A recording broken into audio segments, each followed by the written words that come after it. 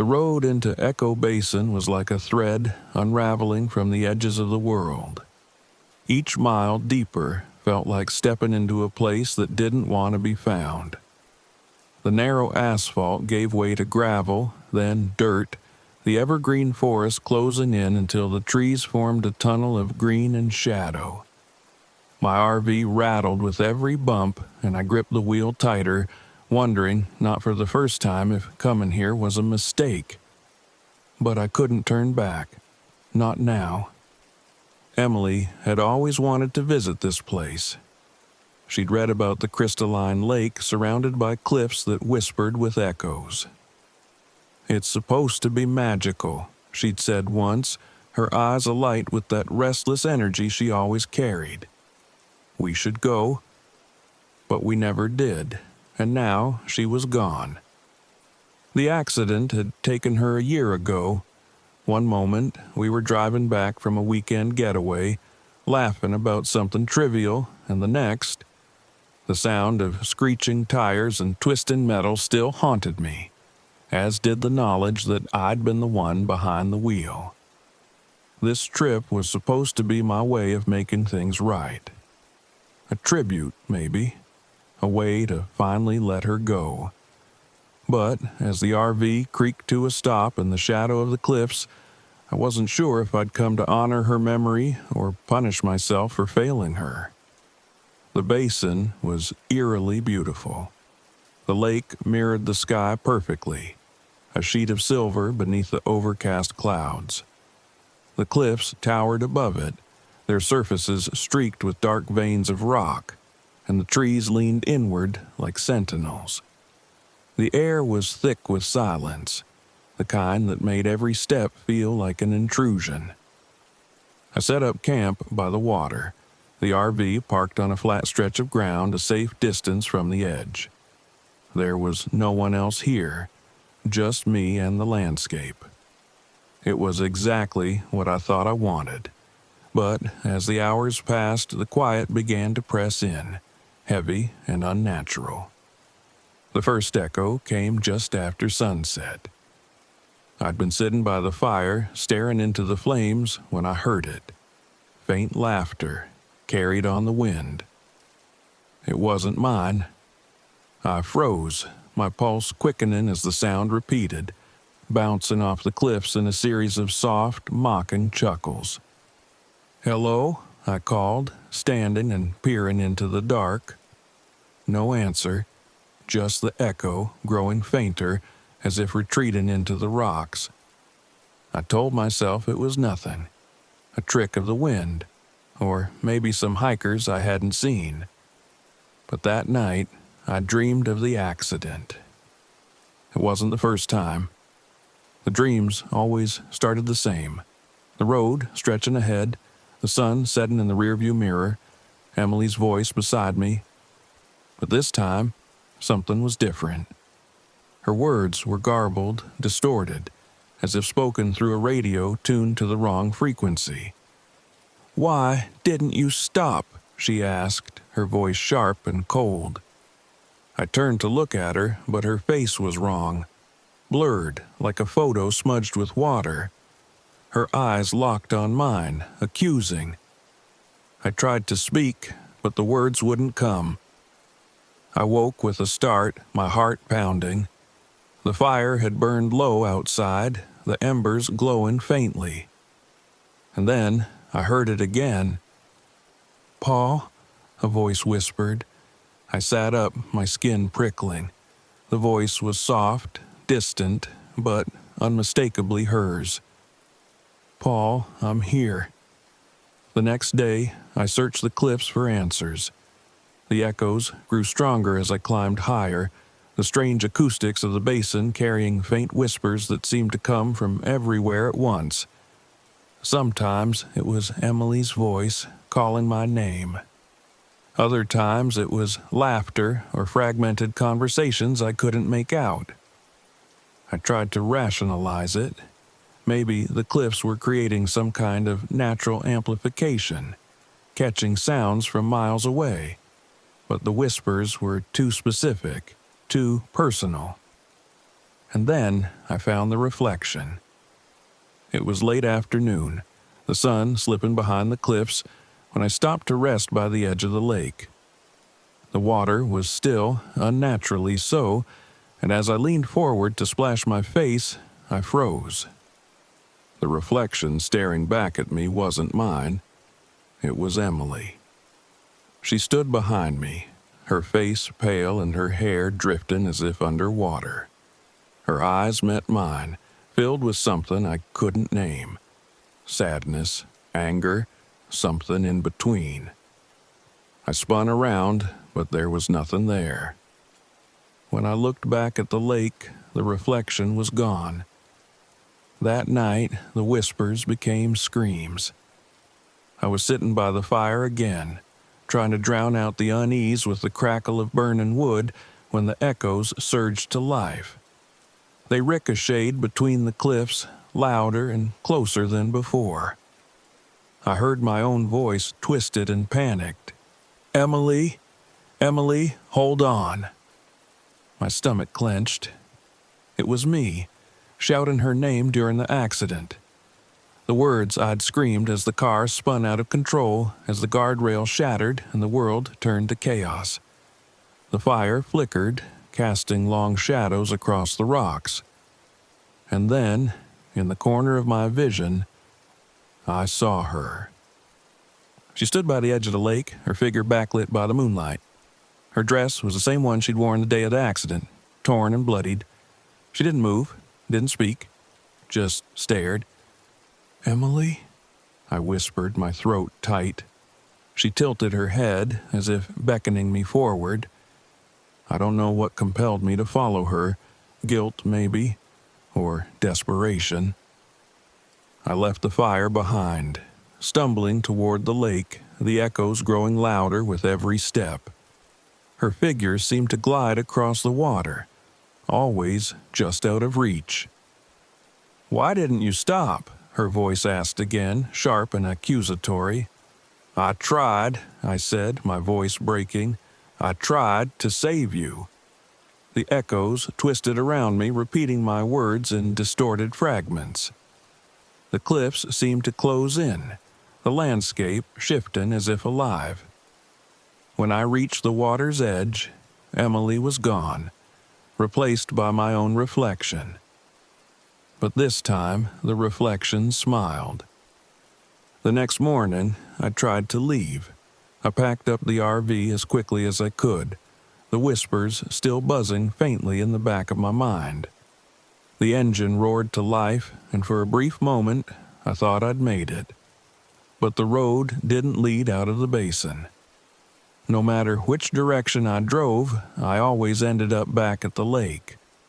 The same cliffs, the same water, the same oppressive silence. It was as if the valley itself wouldn't let me go. That night, I heard the final echo. The fire burned low, the shadows deepening as the voice came again. But this time it wasn't Emily's. It was mine. "You can't leave," it said, low and hollow. "This is where you belong." The fire flared, and in its glow I saw the figure standing across from me. It was me, but not. My face was twisted into a cruel smile, my eyes dark and empty. The figure stepped closer, its movements jerky, inhuman. "Why didn't you stop?" it asked, mocking. I stumbled back, my hands trembling. "You're not real." The figure laughed, a sound that echoed endlessly between the cliffs. The confrontation came at dawn. Desperate, I grabbed the photo of Emily I'd brought with me, the one I'd kept tucked in my wallet since the day of the accident. It was all I had left of her, a snapshot of a moment before everything went wrong. As the whispers surged, I held the photo tightly, forcing myself to remember her smile. Not the bloodied, ghostly figure the valley had shown me, but the real Emily. The one who laughed too loud at bad jokes and made life feel full. "You don't own me," I said, my voice steady. She wouldn't want this. The echoes faltered, their rhythm breaking. The figure by the fire flickered, its shape warping and collapsing into smoke. The valley trembled, the cliffs groaning as the voices faded one by one. And then, silence. I don't remember how I got out. The road was there when I woke, winding back through the forest like it had never disappeared. The lake was calm, the fire reduced to ash. As I drove away, the last echo lingered in my mind. Emily's voice, soft and forgiving.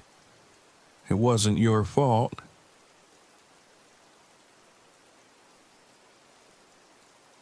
The first thing that struck me about Tongass National Forest was how alive it felt. Towering trees stretched endlessly into the mist, their roots twisting through damp earth.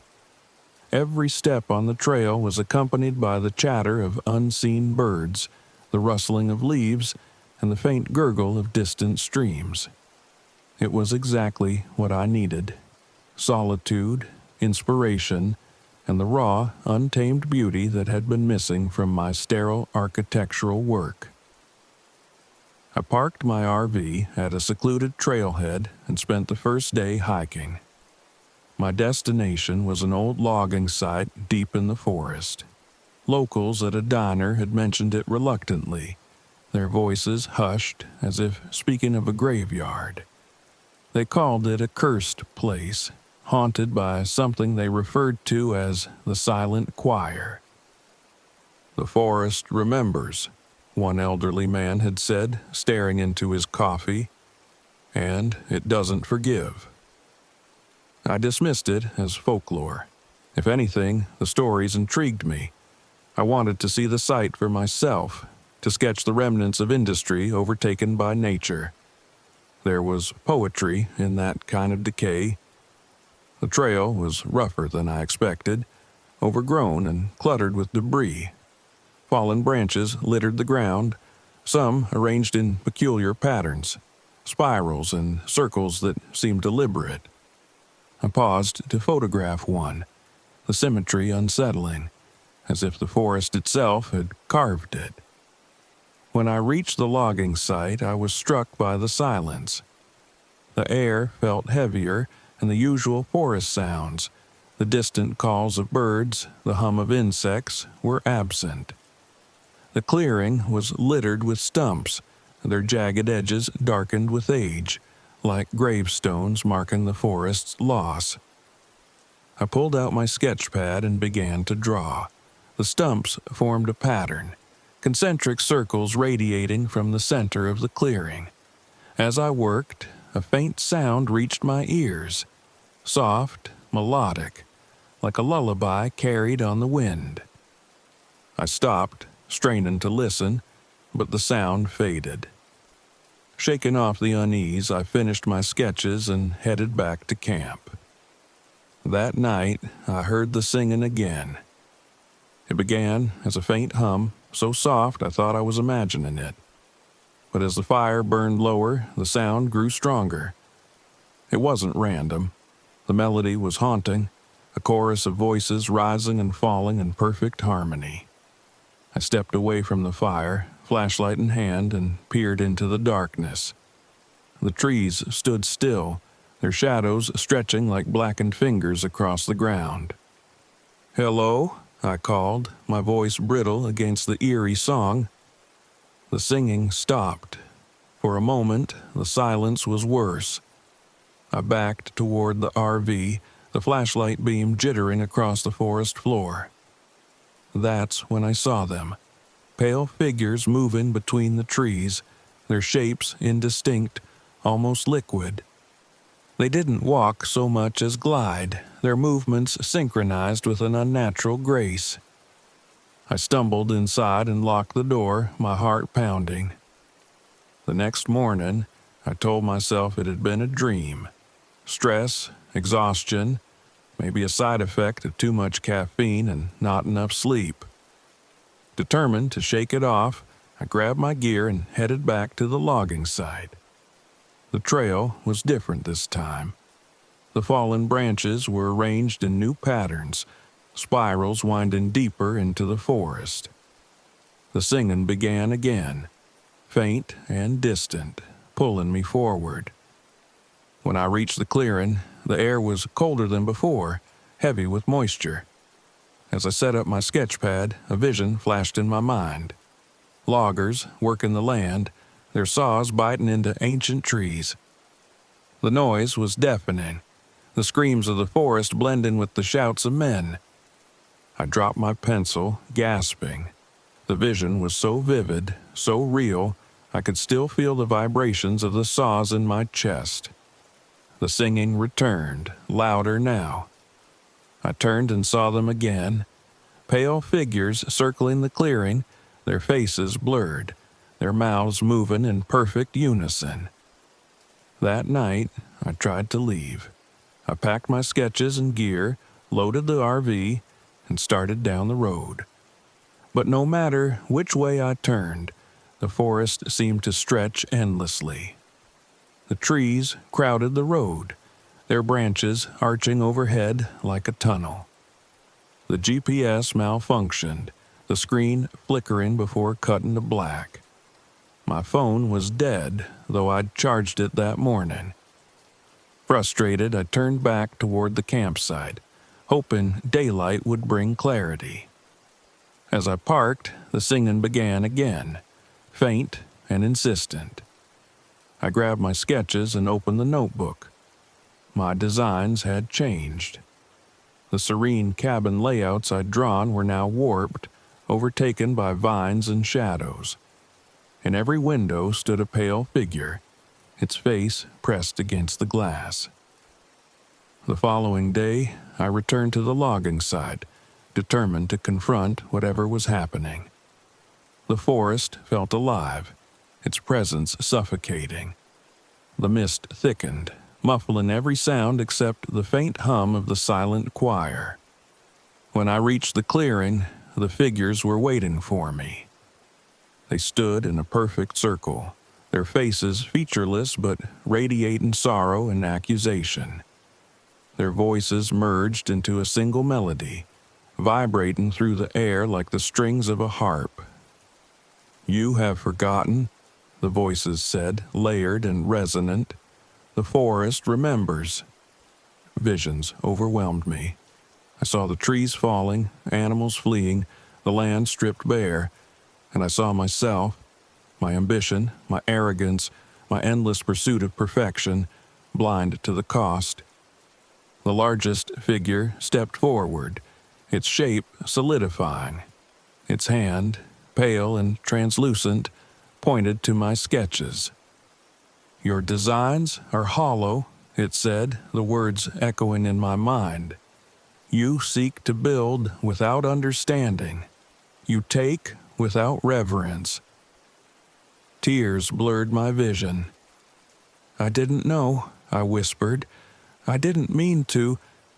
The choir's song rose, the melody filled with grief. "You must choose. Leave or learn." I dropped to my knees, the weight of their presence pressing down on me. My sketches lay scattered around the clearing, a testament to my hubris. Slowly, I gathered them, folding each one into a neat pile. "I'm sorry," I said, my voice trembling. I struck a match and held it to the sketches. The flame licked at the edges, curling the paper into ash. As the last page burned, the choir's song faded. The figures dissolved into the mist, their sorrow lifting like a weight from the air. When I returned to the RV, the forest was quiet again. The mist had cleared and the oppressive heaviness was gone. I spent the night sketching new designs, small, simple cabins that worked with the land, not against it. My lines were softer, my vision clearer. As I drove away the next morning, the logging site disappeared into the distance. For the first time, the forest felt alive in a way that wasn't threatening, but sacred. In my rearview mirror, I saw a single figure standing at the edge of the trees, its form faint and shimmering. Then it was gone.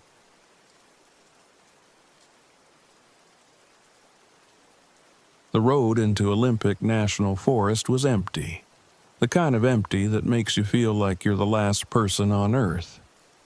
The towering evergreens loomed on either side, their dark shadows stretching across the gravel road as the sun dipped lower. I felt a thrill of anticipation. This was exactly the kind of solitude I wanted. Out here, under some of the darkest skies in the country, I could escape the noise of my life and lose myself in the stars. I parked my RV in a small clearing I'd scoped out online, far from any marked trails. It was perfect, an unobstructed patch of sky surrounded by dense forest. I spent the afternoon setting up my telescope and camera gear, calibrating everything for the perfect shot. Tonight, I was going to capture something extraordinary. Earlier, at the ranger station, I'd met a woman named Ellen Marks. She was friendly, but had a way of looking at you like she was trying to size you up. "You're camping alone?" she asked, her tone more skeptical than concerned. I nodded. "Just me and the stars." She hesitated. "This part of the forest is not exactly popular for a reason. We've had a few disappearances over the years. Nothing concrete, but..." She trailed off, shaking her head. "Just be careful." I thanked her and left, assuming she was just trying to scare off an amateur hiker. I wasn't some clueless tourist. I knew how to handle myself in the woods. At least, that's what I thought. By the time night fell, the sky was a masterpiece. Stars blanketed the heavens, their light so bright and vivid it felt like I could reach out and touch them. I spent hours adjusting my telescope, capturing long exposure shots of constellations and nebulae. That's when I heard the first sound, a faint rustling, like something moving through the underbrush. I paused, listening, but the noise stopped. Probably an animal, I thought. A deer or maybe a raccoon. I went back to work, but the rustling returned, louder this time. It wasn't the frantic scurrying of a small animal. It was deliberate, heavy like footsteps. I shone my flashlight into the trees, the beam cutting through the darkness. The forest was still, the shadows deep and impenetrable. "Hello?" I called, my voice sounding too loud in the silence. No response. The forest swallowed my words, leaving only the faint hum of the wind. The next morning, I found footprints near the edge of the clearing. They were large, human-like, but strange, elongated toes ending in sharp, claw-like points. I crouched down, tracing the prints with my fingers. They were fresh, pressed deep into the dirt, and they led from the woods to the edge of my camp before disappearing. I felt a flicker of unease, but brushed it off. Maybe they were just distorted animal tracks, stretched by the damp earth. Or maybe I was imagining things. The day passed quietly. I adjusted my equipment, taking test shots of the clearing as the light shifted. But as I reviewed the photos, I noticed something odd. In the background of one image, near the tree line, there was a shadow. A tall, humanoid shape that hadn't been there when I took the shot. My pulse quickened. It had to be a trick of the light. A shadow from a branch, a distortion in the lens. But I couldn't shake the feeling that it was something else. Something watching me. That night, the forest felt different. The air was heavy, and the usual sounds of wildlife were absent. No owls, no crickets, just an oppressive silence that pressed against my ears. I was adjusting the telescope when I saw it, a flicker of movement at the edge of the clearing. I froze, squinting through the dim light. Something was standing just beyond the tree line, its form blending with the shadows. It was tall, too tall, with impossibly long limbs and glowing eyes that pierced the darkness. My breath caught in my throat. The figure didn't move. It just stood there, watching. I grabbed my flashlight and shone it toward the trees. The beam illuminated the clearing, but the figure was gone. My hands trembled as I turned back to the RV, locking the door behind me. For the rest of the night, I sat by the window, staring into the darkness, but the figure didn't return. Or maybe it never left. The next day, I considered leaving, but I convinced myself to stay. I couldn't let my imagination ruin the trip. I spent the morning reviewing my equipment, but everything was malfunctioning. The telescope wouldn't calibrate, and my camera kept freezing. The images I did manage to capture were distorted, warped by strange light patterns I couldn't explain.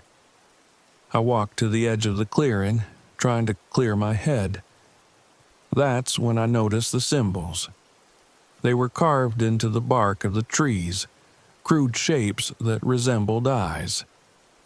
I ran my fingers over the grooves, the wood smooth and cold beneath my touch. The symbols hadn't been there the day before.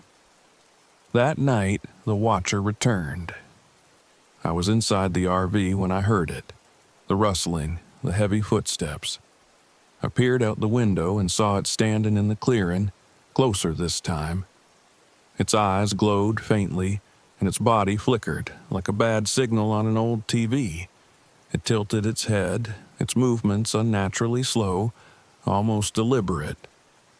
I stepped outside, clutching my flashlight like a weapon. The watcher didn't move, but I felt its gaze, heavy and suffocating.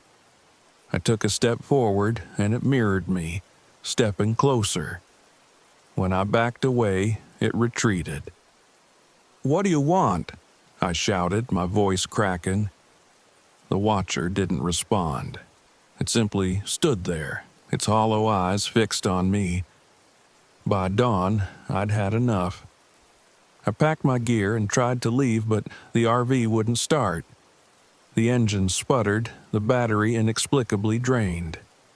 I grabbed my backpack and started down the trail, but the path twisted and looped back on itself, leading me back to the clearing every time.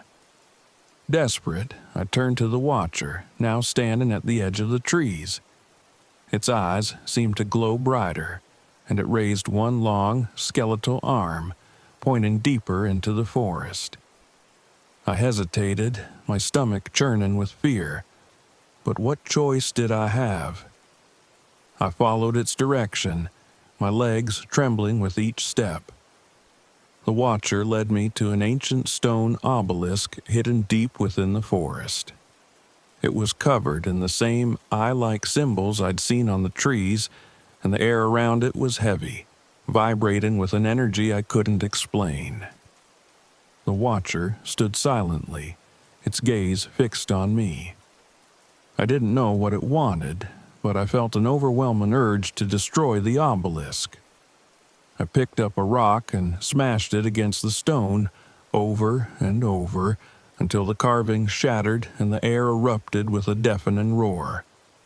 The watcher let out a low, guttural sound, its form flickering violently before vanishing into the shadows. When I stumbled back to the clearing, the RV started without issue. The path out of the forest was clear, the oppressive atmosphere gone.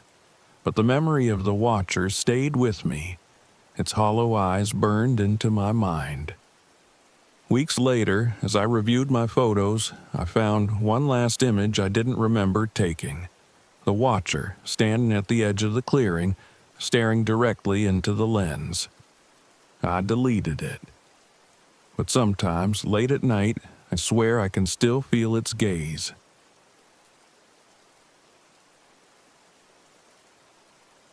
The first night at Whispering Rock Canyon, I heard the wind sing.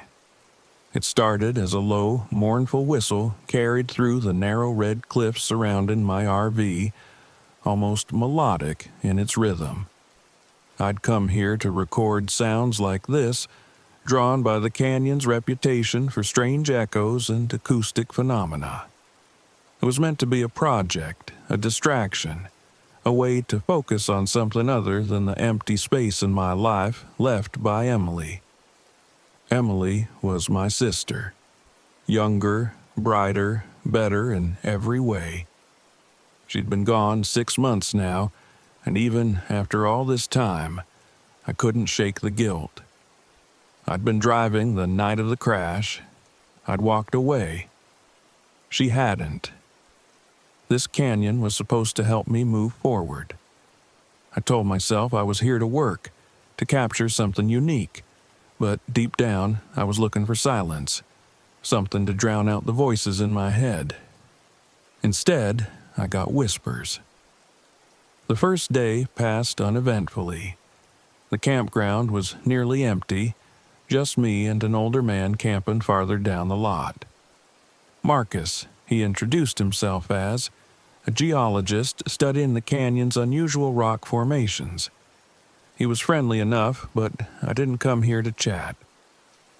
I set up my recording equipment near the base of the cliffs, positioning my microphones to catch the echoes. By sunset, the wind had picked up, weaving through the canyon like an invisible thread. The acoustics were incredible. Every sound seemed to linger, twisting and reshaping itself before fading into silence. I sat with my headphones on, listening as the wind's whistle morphed into something stranger. The echoes became layered, overlapping in a way that shouldn't have been possible. At first, it was fascinating. Then it became unsettling. One of the whispers spoke my name. Caleb. I tore off the headphones, my pulse racing. The sound was faint, distorted, but unmistakable. I glanced around, half expecting someone to appear, but the campground was still. Quiet. I replayed the recording, my fingers trembling. The whisper was there, clear as day, cutting through the other sounds like a knife. Caleb. It sounded like Emily. By morning, I convinced myself it was a fluke, some trick of the wind or my own exhaustion playing tricks on my ears. I buried myself in work, adjusting my equipment and exploring the trails around the campground. The canyon was breathtaking, its red cliffs rising like ancient walls, the narrow paths winding deeper into the desert. But the farther I went, the more disoriented I felt. The trails seemed to loop back on themselves, leading me to the same spots over and over. I stopped at a large boulder near the canyon's edge, catching my breath. The wind passed over it, creating a low, steady hum. When I listened closely, I could hear faint whispers, like words just out of reach. My skin prickled as I leaned in, trying to make sense of them. Caleb! I stumbled back, nearly losing my footing. My name. Again. And this time, there was no mistaking it. That night, the whispers grew bolder. They started as I sat by the fire, drifting through the canyon like smoke. At first they were faint, blending with the wind, but soon they became clearer, louder. You could have saved me. I froze, my chest tightening. The voice was Emily's, soft and familiar but wrong. It carried an edge, hollow and distant, like it didn't belong in the world. Why didn't you try harder? I stood, flashlight in hand, and scanned the darkness. Who's there? I called, my voice trembling. The whispers didn't answer. They surrounded me, circling like a predator. Every time I turned, they seemed to come from a different direction. My flashlight beam caught nothing but rock and shadows. Leave me alone, I shouted, but the whispers only laughed, a cruel, mocking sound that sent chills down my spine. I bolted for the RV, slamming the door behind me. For hours I sat there, staring at the dark cliffs through the window. The whispers faded, but the unease stayed. The next morning, Marcus stopped by my camp. He seemed concerned, mentioning he'd seen my flashlight in the middle of the night. "Everything okay?" he asked. "Yeah," I lied. "Just thought I heard something." Marcus frowned, glancing at the cliffs. "The wind can mess with your head out here. The echoes play tricks." "You don't say," I muttered. He hesitated. "You should know, people talk about this place. There's a legend, the echo spirit. They say it mimics your thoughts, your fears, draws you deeper into the canyon until you're lost." I wanted to laugh it off, but the weight in his voice stopped me. Instead, I nodded, promising to be careful. I wasn't careful. That night, I followed the whispers. They started the moment the sun dipped below the horizon, rising from the cliffs like a chorus. "Caleb," they called, softer this time, pleading, "help me." It wasn't a voice I could ignore. I grabbed my flashlight and headphones, determined to find the source. The canyon felt alive as I walked, the shadows shifting, the wind carrying voices that weren't my own. The trail led me to a cave I hadn't seen before, its entrance hidden beneath a ledge. My flashlight beam barely penetrated the darkness, but the whispers were louder here, echoing off the stone walls. "Come inside," Emily's voice said. "I need you." The cave was colder than it should have been, the air damp and heavy. The walls were covered in strange markings, spirals, symbols, and words I couldn't decipher. As I ventured deeper, the whispers grew more distinct, taking on Emily's tone with chilling accuracy. "You left me," they said. "You didn't care enough to save me." "That's not true," I whispered, my voice breaking. "I tried, Liar!" The cave trembled, the echoes growing sharper, louder. My flashlight flickered, casting erratic shadows that seemed to move on their own. I pressed my hands over my ears, but it didn't help. The whispers were inside me now, repeating every doubt, every fear I'd buried. "You don't deserve to leave," they hissed. I turned to run, but the path behind me had vanished. The cave twisted and stretched, its walls narrowing as if it were alive. Panic surged as I stumbled forward, desperate for an exit. I don't know how long I wandered before I heard Marcus's voice. "Caleb, this way." I followed the sound, my legs shaking, until I saw his flashlight beam cutting through the darkness. He grabbed my arm, pulling me out of the cave and into the cool night air. "You shouldn't have gone in there," he said, his face pale. "I warned you." "It was her," I gasped. "I heard her." "It wasn't her," he said firmly. "It's the canyon. It feeds on you, your guilt, your fear. That's all it was." I wanted to believe him, but as we walked back to camp, the whispers followed, faint and mocking. By dawn, I'd made my decision. I packed my gear, ready to leave Whispering Rock behind. But as I loaded the last of my equipment into the RV, I heard Emily's voice one last time. "Caleb!" I turned, staring at the cliffs. For a moment, I saw her, standing on the ledge, her silhouette framed by the rising sun. She didn't move, didn't speak again, just watched as I drove away. Months later, I finished my sound project. The recordings from Whispering Rock became the centerpiece, a haunting composition of echoes and whispers that seemed to breathe. It was the most personal work I'd ever created, and when I listened to it, I felt closer to Emily than I had in years. But every now and then, in the quiet moments, I'd catch something I hadn't recorded. a faint whisper buried beneath the sound.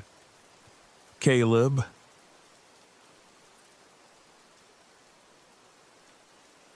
Canyons have always fascinated me.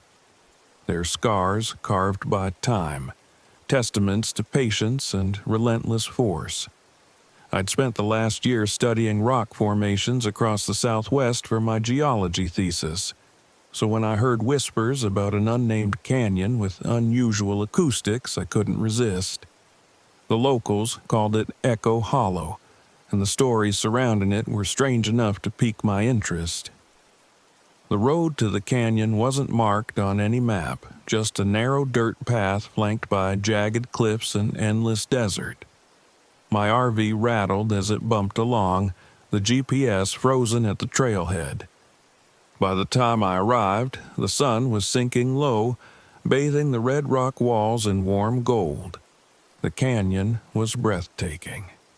Towering cliffs rose on either side, their surfaces streaked with iron and manganese. The air was unnaturally still, the kind of quiet that makes you hold your breath. But as I stepped out of the RV and onto the cracked earth, the silence broke. My footsteps echoed back, clear and sharp. The sound seemed wrong, delayed by a fraction of a second, as though the canyon was reluctant to let it go. I called out, testing the acoustics. "Hello? Hello?" The canyon replied, but the echo didn't stop there. It twisted, warping into something else. "Hello, low, low." The sound faded, replaced by a faint chuckle that made my skin prickle. I chalked it up to the unique geology of the area and set up camp. This was going to be interesting. The first night, I stayed close to the RV, reviewing the photos I'd taken. The canyon was stunning, but I couldn't shake the feeling of being watched. Every so often, I'd glance up at the cliffs, half expecting to see a silhouette. But there was nothing. Just shadows that seemed to shift when I wasn't looking. Around midnight, I stepped outside to breathe in the cool desert air. That's when I heard it. Faint voices carried on the wind. I froze, straining to listen. At first, they sounded far away, indistinct like hikers too far to see. But the voices grew louder, clearer. "Ryan," one of them said. My stomach twisted. I hadn't told anyone where I was going, and I was the only one here. I swung my flashlight toward the cliffs, but the beam caught only rock and empty sky. "Hello?" I called out, my voice shaking. The canyon echoed back. "Hello, Ryan, hello." I stumbled back into the RV, locking the door behind me. My rational mind screamed that it was just acoustics, that I was imagining the personalization. But the fear gnawed at me. The next morning, I pushed deeper into the canyon, determined to prove to myself that there was nothing out there. The air grew cooler as the cliffs narrowed, the sunlight struggling to reach the canyon floor. My boots crunched against loose gravel, the sound amplified and distorted by the walls. As I rounded a bend, I noticed something odd, a small spiral of rocks placed neatly in the dirt. It was deliberate, almost ceremonial. Nearby, claw marks gouged into the cliff face formed deep, parallel lines, as though something had been dragged across the stone. I photographed everything, ignoring the unease bubbling inside me. Maybe the locals had been here, playing into the canyon's eerie reputation. But as I raised my camera for another shot, I saw it. A figure standing on a ledge far above me. It was too distant to make out clearly, but its outline was humanoid, unnaturally still. I waved, shouting up at it, but it didn't move. And then, in the blink of an eye, it was gone. By the time I returned to the RV, the sun was dipping below the horizon. I couldn't shake the image of the figure on the ledge, nor the voices I'd heard the night before. I drove into a nearby town hoping to find some answers. The gas station attendant looked at me warily when I mentioned Echo Hollow. "You're still here?" he asked, as though it was a foregone conclusion that anyone who visited the canyon wouldn't stick around long. I pressed him for information, and reluctantly, he told me about the echoes. "They're not just sounds," he said. "People hear voices in that canyon. Sometimes their own, sometimes others. The ones who don't leave when it starts, they don't leave at all." That night, I dreamed of the canyon. I was standing in a dark cave, the walls shimmering like rippling water. The echoes were everywhere, a chorus of overlapping voices. My own voice stood out among them, distorted and pleading. "Help me! Please, help me!" I woke, drenched in sweat, to find my audio recorder missing from the RV. I could have sworn I'd left it on the table. When I stepped outside, the spiral of rocks was waiting for me at the edge of the campsite, and on the top of the stack was the shattered remains of my recorder. The next day, I decided to go back into the canyon. I know how that sounds. Stupid, reckless, but I couldn't leave without answers. The rational part of me insisted there was a natural explanation, maybe an elaborate prank. But deep down, I wasn't so sure. As I ventured deeper, the canyon seemed to change. The air grew heavier, the sunlight dimmer, even though it was midday. The echoes returned, louder now, repeating every sound I made but twisting them. My footsteps became thunderous booms, my breathing a deafening roar. "Ryan," the canyon whispered, the voice so close it felt like it was coming from inside my skull. "Stop it," I shouted, my voice cracking. The cliffs threw my words back at me. "Stop it! Stop it!" I turned a corner and found myself in front of a cave. Its entrance yawned wide, dark and uninviting. Something about it felt wrong, as though it was breathing, the air pulsing faintly in and out. Inside, the echoes were overwhelming. They weren't just sounds, they were memories. Snippets of conversations I'd had, arguments I'd buried, laughter I barely remembered. They layered over one another, growing louder until I couldn't think. And then I saw it. A shadowy figure emerged from the darkness, its form shifting like smoke. It moved like a reflection on water, rippling and unsteady. Its face was indistinct, but its eyes were hollow, voids that seemed to pull the light from the cave. It spoke in my voice, perfectly mimicking the fear that had taken root in my chest. "You don't belong here, Ryan." I stumbled back, my flashlight shaking in my hand. "What are you?" It tilted its head, the movement eerily human. "I'm what's left." I don't remember how I escaped. One moment I was staring into the void of its eyes, and the next I was running, the canyon walls blurring around me. The echoes followed, my own voice chasing me, begging me to stop, to go back. By the time I reached the RV, dawn was breaking. The echoes had faded, replaced by the comforting hum of the desert waking up. I didn't waste any time packing. I turned the key, the engine roared to life, and I drove away, not daring to look back. Weeks later, I developed the photos from my trip. Most were ordinary, beautiful, but unremarkable. But one stopped me cold. It was a shot of the canyon, the red cliffs glowing in the sunlight, and on a ledge in the background, barely visible, was the figure. It was watching me. Taped to the back of the photograph was a slip of paper I hadn't put there. Written in shaky handwriting were the words, "The echoes never fade."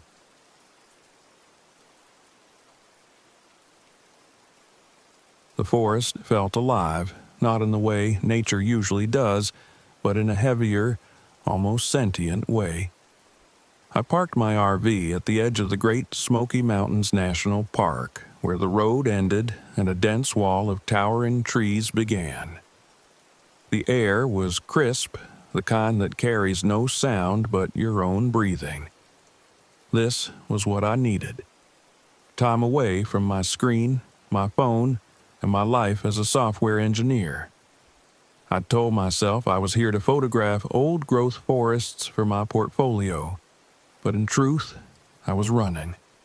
Running from the monotony of a life spent staring at code, from the gnawing fear that I'd wasted my years chasing stability instead of passion. As I stepped out of the RV and into the woods, I felt a faint twinge in my gut. Something wasn't quite right, though I couldn't place it.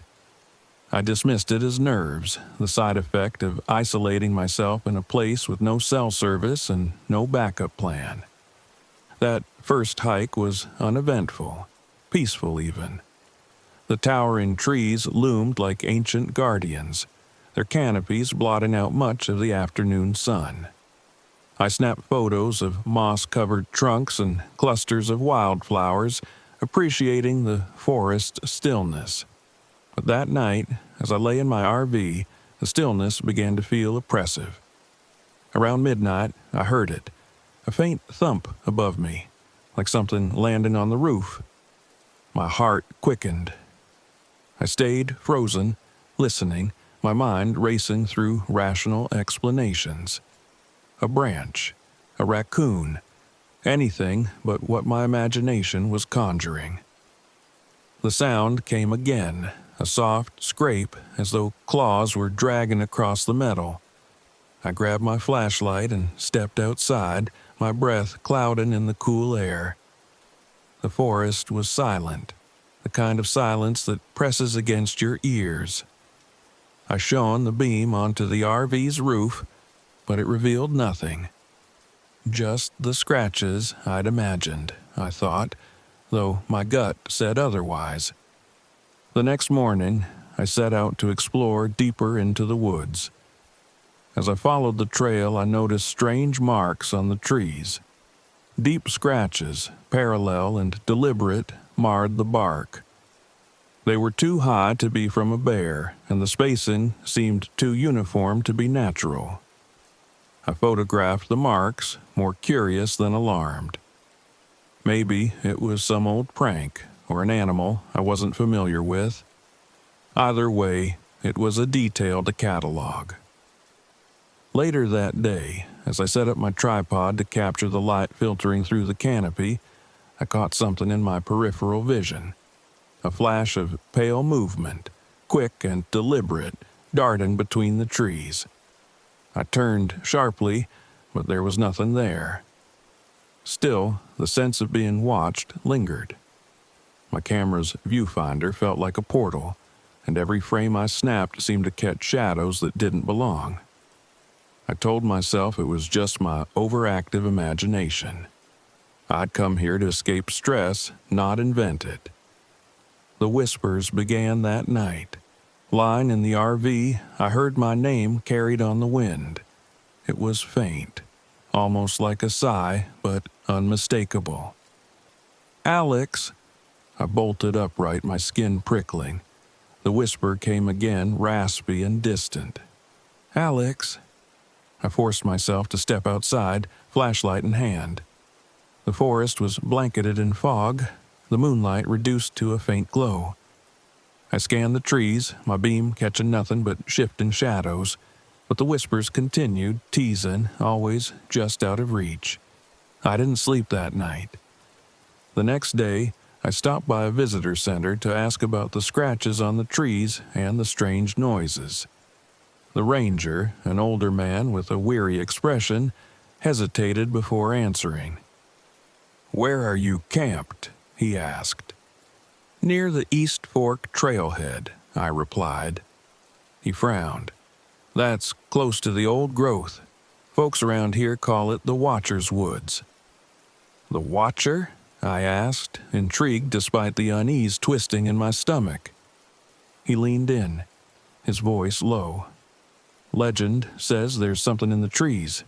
Stays up high, watching, waiting. Nobody's ever seen it clear, but they've heard it, felt it. If you hear it, call your name." He trailed off, shaking his head.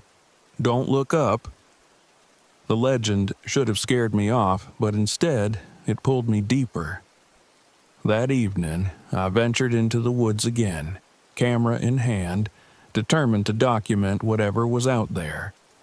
Maybe it was an animal, maybe a hoax. Either way, I wanted proof. The forest seemed darker this time, the shadows heavier. As I moved deeper, I noticed a small pile of bones arranged in a perfect circle on the ground.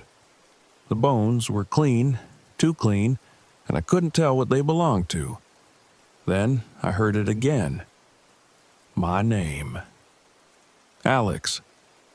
I spun around, flashlight cutting through the trees, but there was no one there. Only the faint rustling of branches above me. I looked up. For a split second I saw it, a pale, elongated figure clinging to a branch. Its limbs were too long, its fingers ending in claws that dug into the bark. Its face was featureless, save for two sunken hollows where its eyes should have been. And then it was gone, moving so fast it was as if it had dissolved into the shadows. I ran back to the RV, my breath ragged. I locked the doors and pulled the blinds, but the feeling of being watched didn't leave. Every sound outside, the creak of a branch, the rustle of leaves, set my nerves on edge. When I finally fell asleep, I dreamed of the forest. I was trapped in a clearing, the trees bending inward like prison bars. The watcher moved between the branches, its pale limbs stretching impossibly far. It whispered my name, its voice dripping with malice. I woke to find my camera's lens shattered, though I hadn't touched it. The final night, I made a mistake. Determined to face whatever was out there, I followed the claw marks deeper into the forest. The fog rolled in quickly, thick and disorienting, and soon I realized I'd lost the trail. The trees closed in, their branches intertwining above me, blocking out the sky. The whispers returned, louder now, overlapping voices that filled the air. And then I saw it. The watcher was perched high in the branches, its pale body blending with the fog. It moved unnaturally, almost insect-like, its head tilting as it stared down at me. Its claws scraped against the bark, a sound like nails on glass. "Leave," it said, its voice echoing through the clearing. "This is not your place." I didn't wait. I ran, the forest blurring around me. The watcher followed, leaping between the treetops with impossible speed. I could feel its presence above me, the weight of its gaze pressing down. I reached the RV just as the fog began to lift. Slamming the door behind me, I locked every latch and sat trembling, waiting for the dawn. Outside, I heard the scrape of claws against the metal and the faint whisper of my name. But as the first light of day broke through the trees, the sounds stopped. When I stepped outside, the forest was silent again, the watcher gone. Driving away, I couldn't shake the feeling that I was still being followed. The scratches on the RV's roof were proof of something real, but I didn't want to think about it. Not yet. Weeks later, I developed the photographs from that trip. Most were unremarkable. Trees, moss, shadows. But in one shot, taken in the foggy clearing, the watcher's face was unmistakable, staring directly at the lens. On the back of the photograph, in a shaky hand that wasn't mine, were the words, "You'll come back."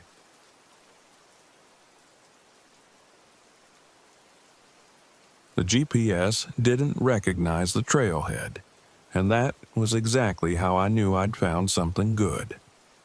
I parked the RV just off the dirt road, where a rusted sign barely readable under the overgrowth read, Hollow Pines Campground. My map didn't mark it, and the ranger I'd asked at the station shrugged as if the place had never existed. I felt the faint rush of discovery, the kind that had driven me out here in the first place. My time as a ranger had taught me there were always forgotten places tucked away, waiting to be uncovered. Places that people didn't want to remember. Hollow Pines was one of those places. The campground was a relic, nature reclaiming what man had abandoned. Picnic tables sat half-rotted under moss, their metal frames rusting. An old signboard for hiking trails leaned precariously, the map long faded. The fire pits were choked with weeds, the stones blackened by long-dead flames. And then there was the quiet. No birds, no rustle of squirrels, just the steady whisper of the wind through the towering pines. My camera was the first thing I reached for. As I wandered the ruins, I snapped photo after photo, a pair of children's shoes abandoned by a cabin's porch, a rusted lunchbox with a faded cartoon rocket, the remains of a family tent, its canvas shredded and hanging like cobwebs. Near the main clearing, I found a photograph lodged under a pile of decaying leaves. I brushed it off carefully. It showed a family, 2 parents, a little boy, and a girl, smiling around a campfire. The edges of the picture were burned, the flames licking at their faces. The first night, the wind carried whispers. I woke around midnight, thinking I'd heard someone call my name. The RV was dark, the trees outside casting long shadows under the moonlight. I grabbed my flashlight and opened the door, stepping into the cold, still air. "Hello?" I called out, but my voice felt thin and hollow against the silence. The wind stirred, and I heard it again. Faint and indistinct, but unmistakable. My name. I scanned the clearing with the flashlight, and for a split second I thought I saw something move near one of the fire pits. A pale figure just at the edge of the light. But when I stepped closer, there was nothing there. Just the overgrown grass and the faint scent of smoke that lingered in the air. The next morning, I found the journal in the ruins of the ranger station. The building was barely standing, its roof sagging and the walls warped with moisture. Inside, I found a desk covered in debris. Beneath the rotted wood, I uncovered a water-damaged leather notebook. The entries inside were short, almost hurried, as if the writer had been documenting events while watching over their shoulder.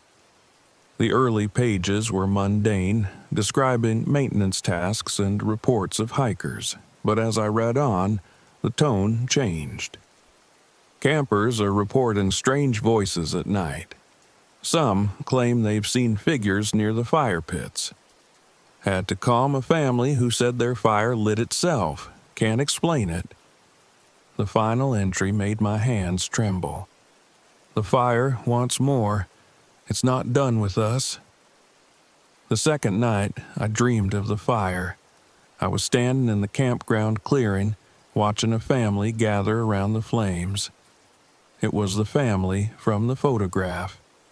The parents were laughing, the children roasting marshmallows, their faces glowing in the light. But as I watched, the fire grew larger, its flames twisting unnaturally, stretching toward the sky.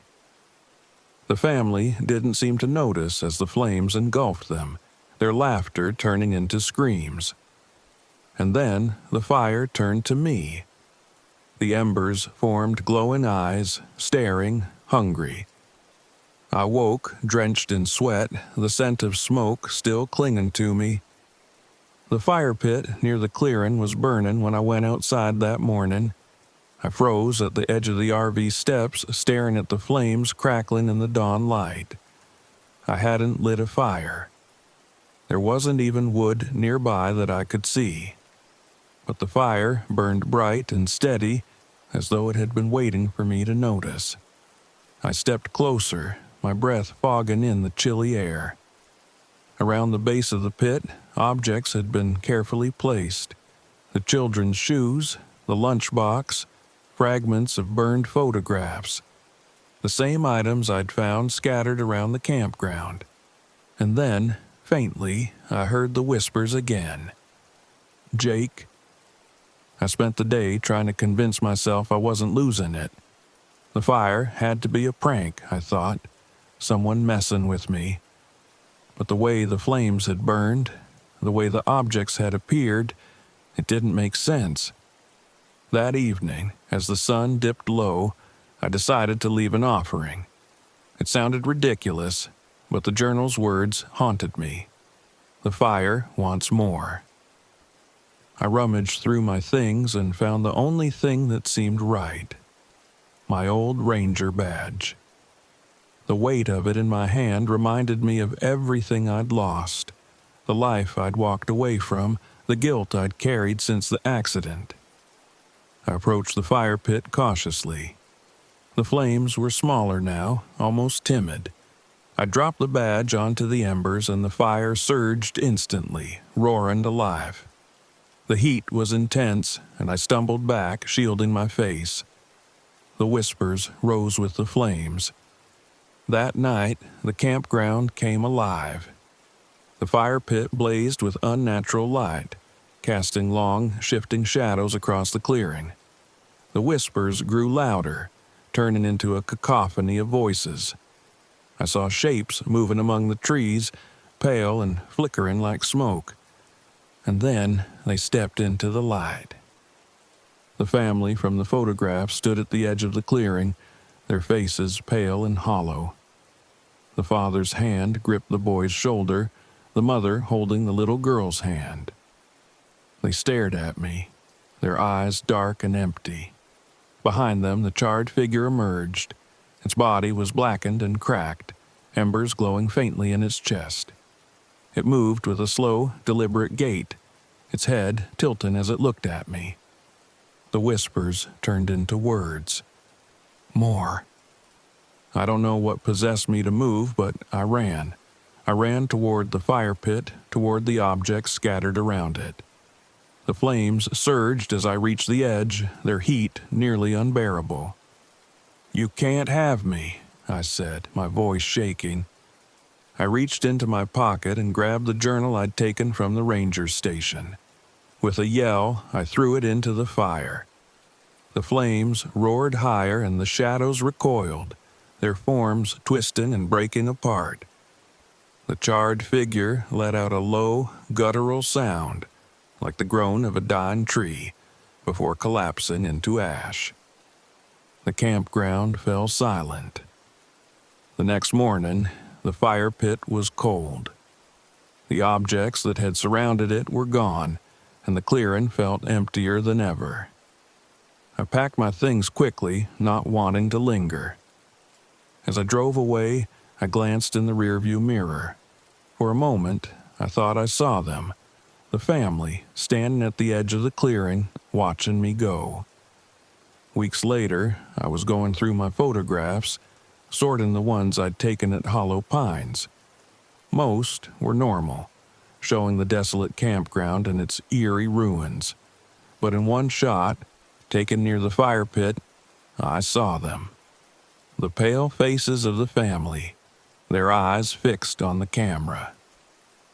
On the table beside me sat the ranger badge I'd thrown into the fire, its edges warped and blackened. The fire never forgets.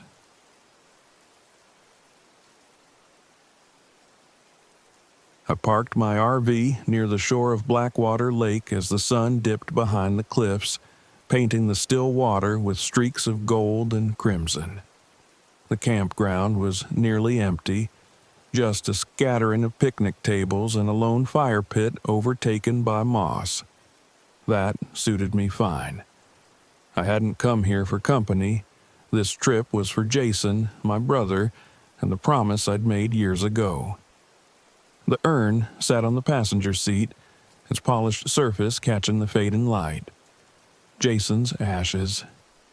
I'd been holding on to them for too long, convincing myself I wasn't ready.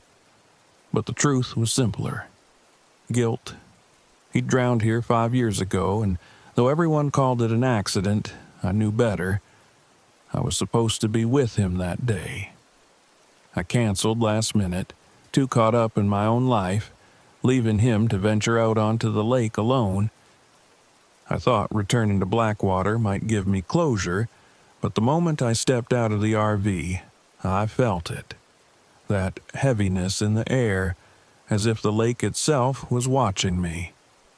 The first night was uneventful, at least at first. I made a small fire outside the RV and sat there, listening to the crackling wood and the faint rustle of the pines. The lake's surface was so still it looked like glass, reflecting the rising moon in perfect detail. That's when I heard it. A faint whisper.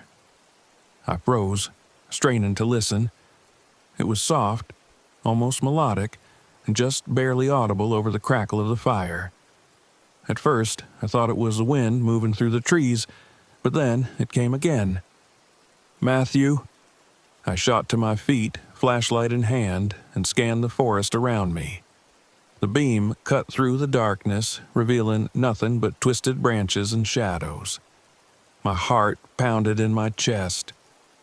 It was probably just my imagination, I told myself. Stress, guilt.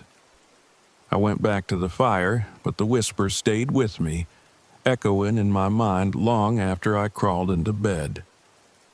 The next morning, I met Sarah. I'd driven into town for supplies, hoping the noise and bustle of the small general store would shake off the unease from the night before. She was behind the counter, her dark hair tied back, her face framed by a faint, weary smile. "You're the guy camping out by the lake, right?" she asked as she rang up my items. "Yeah," I said. "How'd you know?" "Not many people go out there anymore," she replied, lowering her voice, "especially alone." "Why's that?" I asked, though the answer already churned in my gut. Sarah hesitated, then leaned in slightly.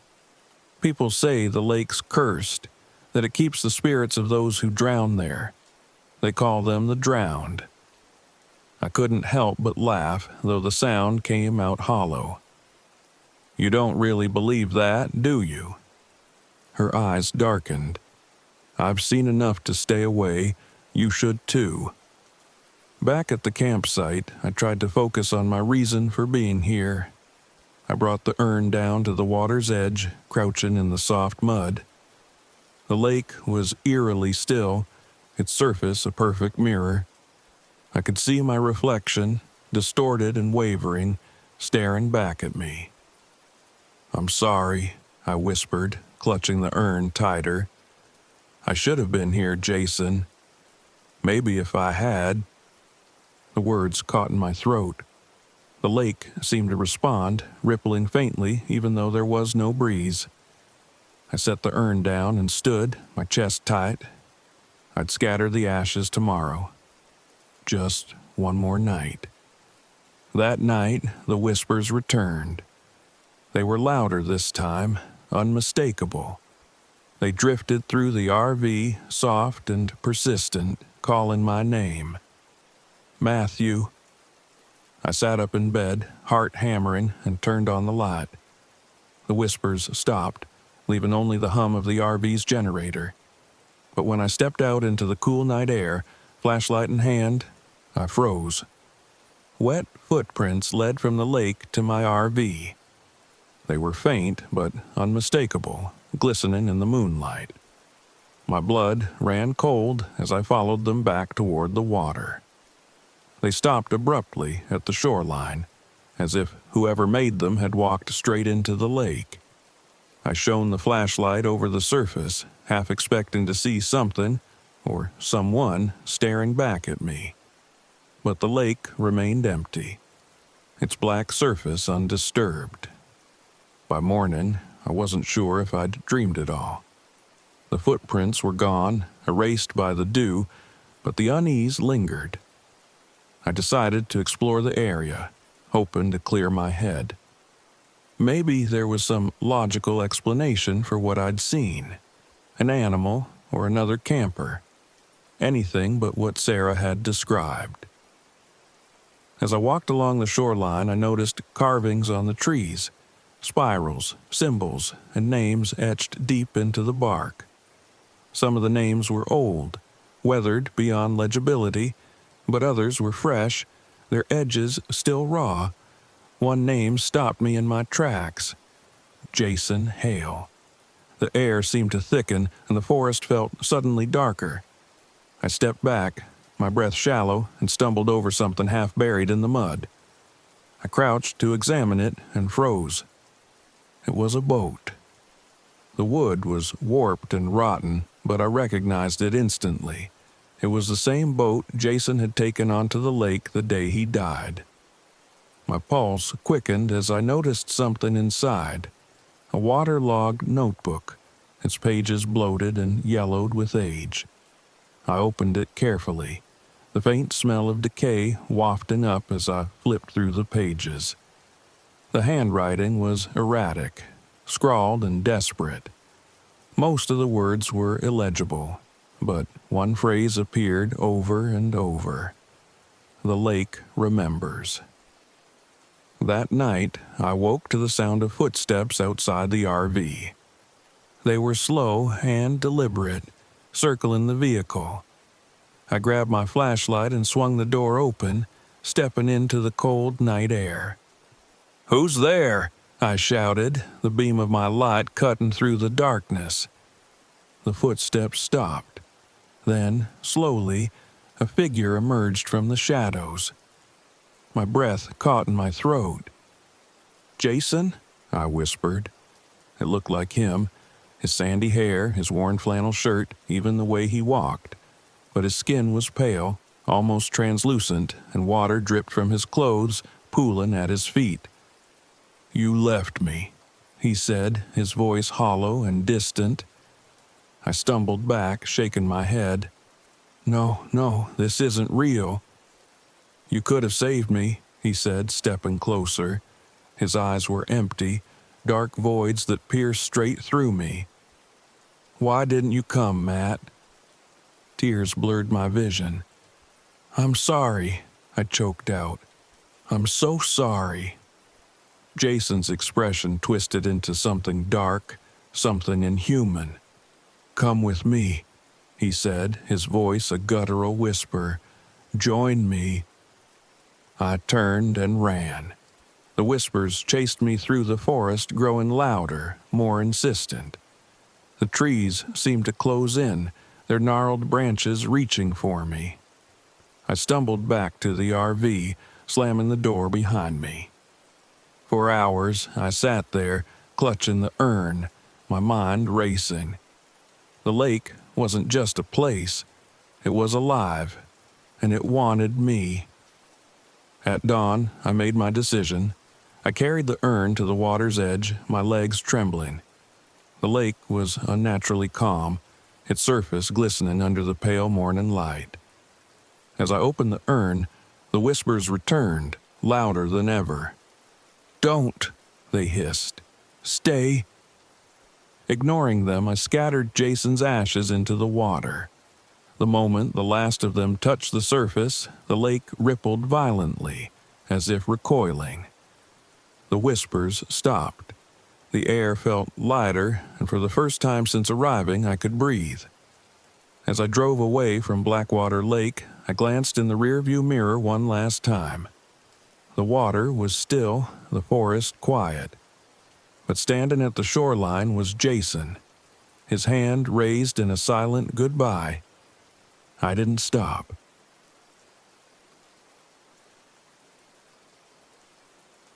The first thing I noticed about Red Mesa was the silence.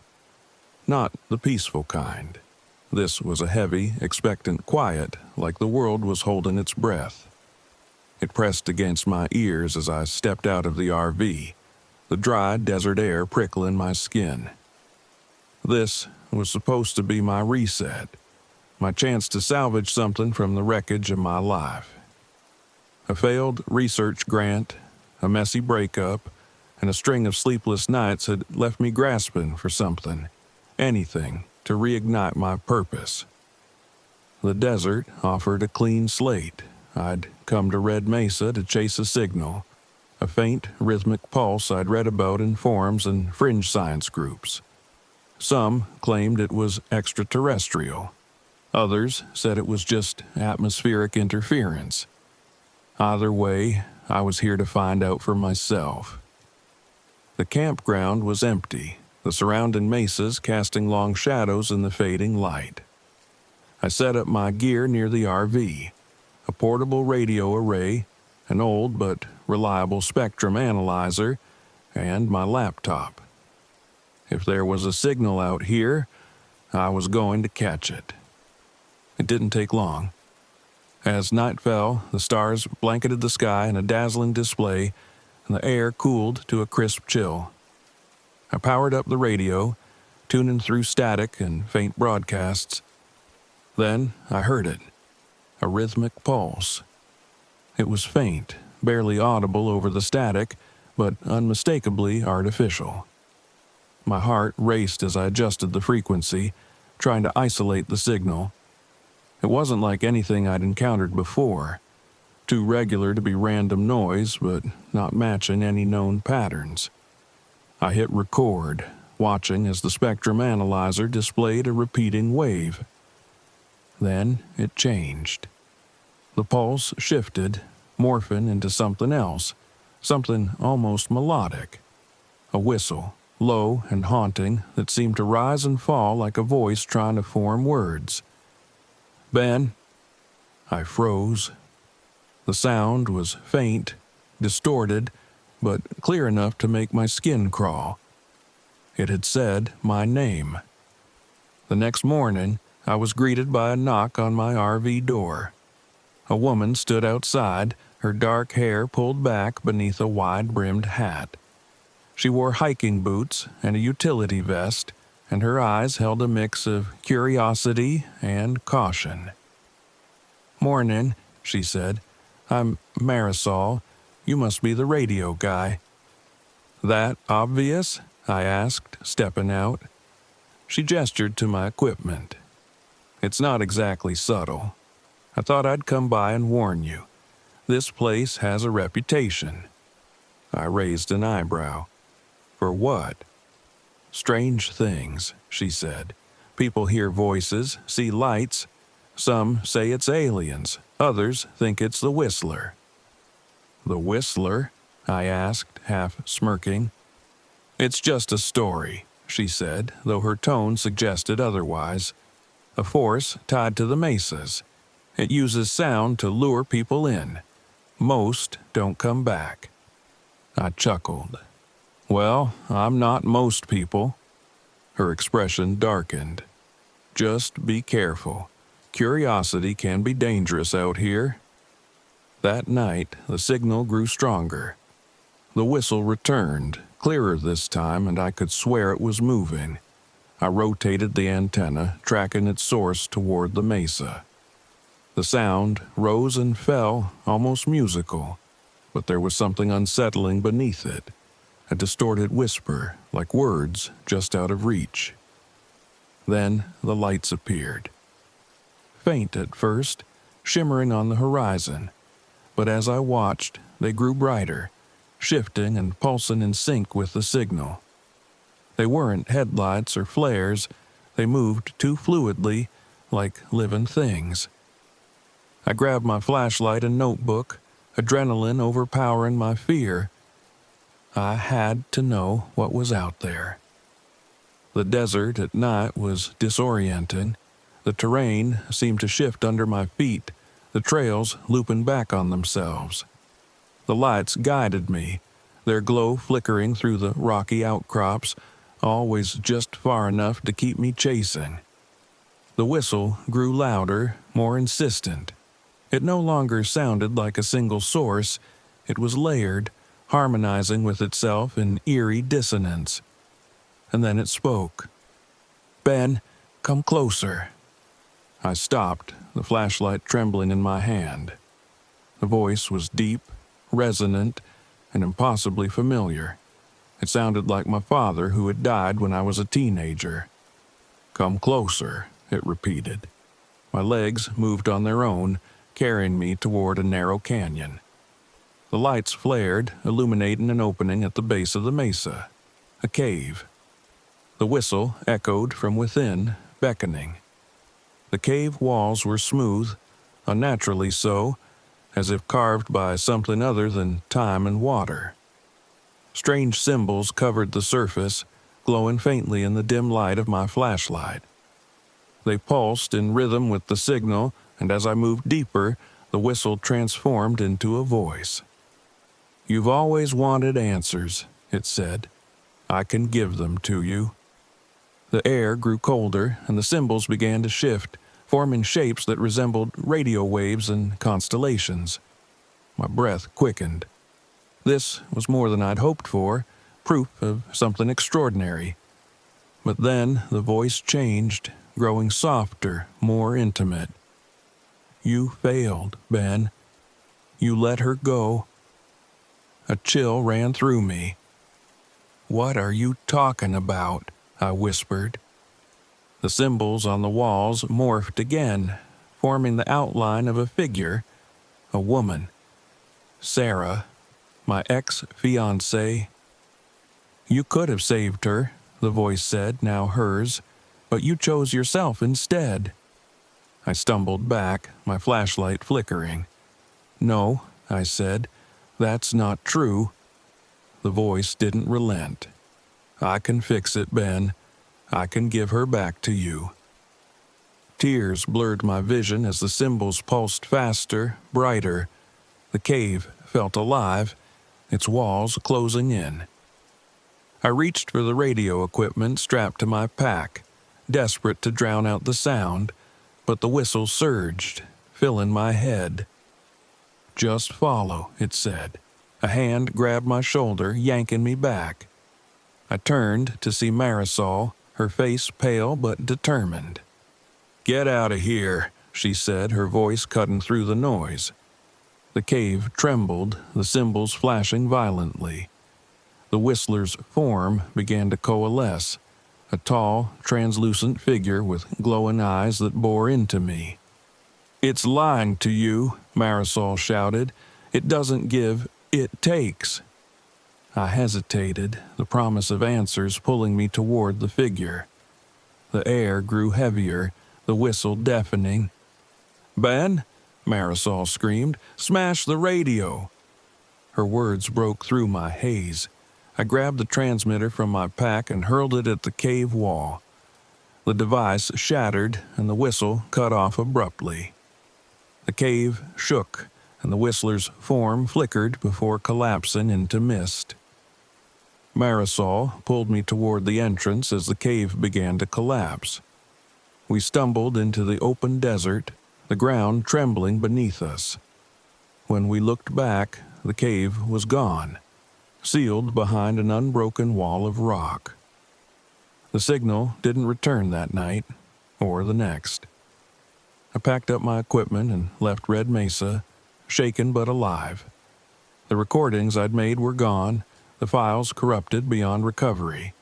It was as if the whistler had erased itself, leaving nothing behind but the memory. Marisol didn't say much when we parted ways. She just gave me a nod and a single piece of advice. Not everything is meant to be understood. I've thought about those words every day since. Sometimes, late at night, I'll turn on the radio, scanning for the signal. But deep down, I know I shouldn't. Some answers aren't worth the cost.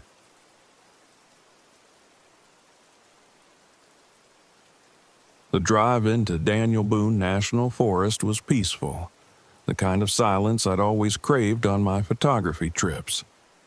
The road wound through dense woods, their early autumn leaves just starting to turn.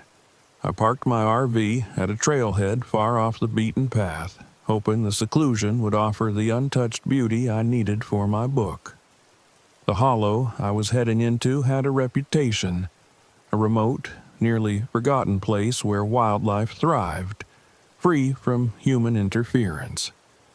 At a diner earlier, an older man named Carter had overheard me mentioning the hollow. His expression darkened. "You don't want to go there," he said, his voice low. "People who camp there, they're not the same when they come back.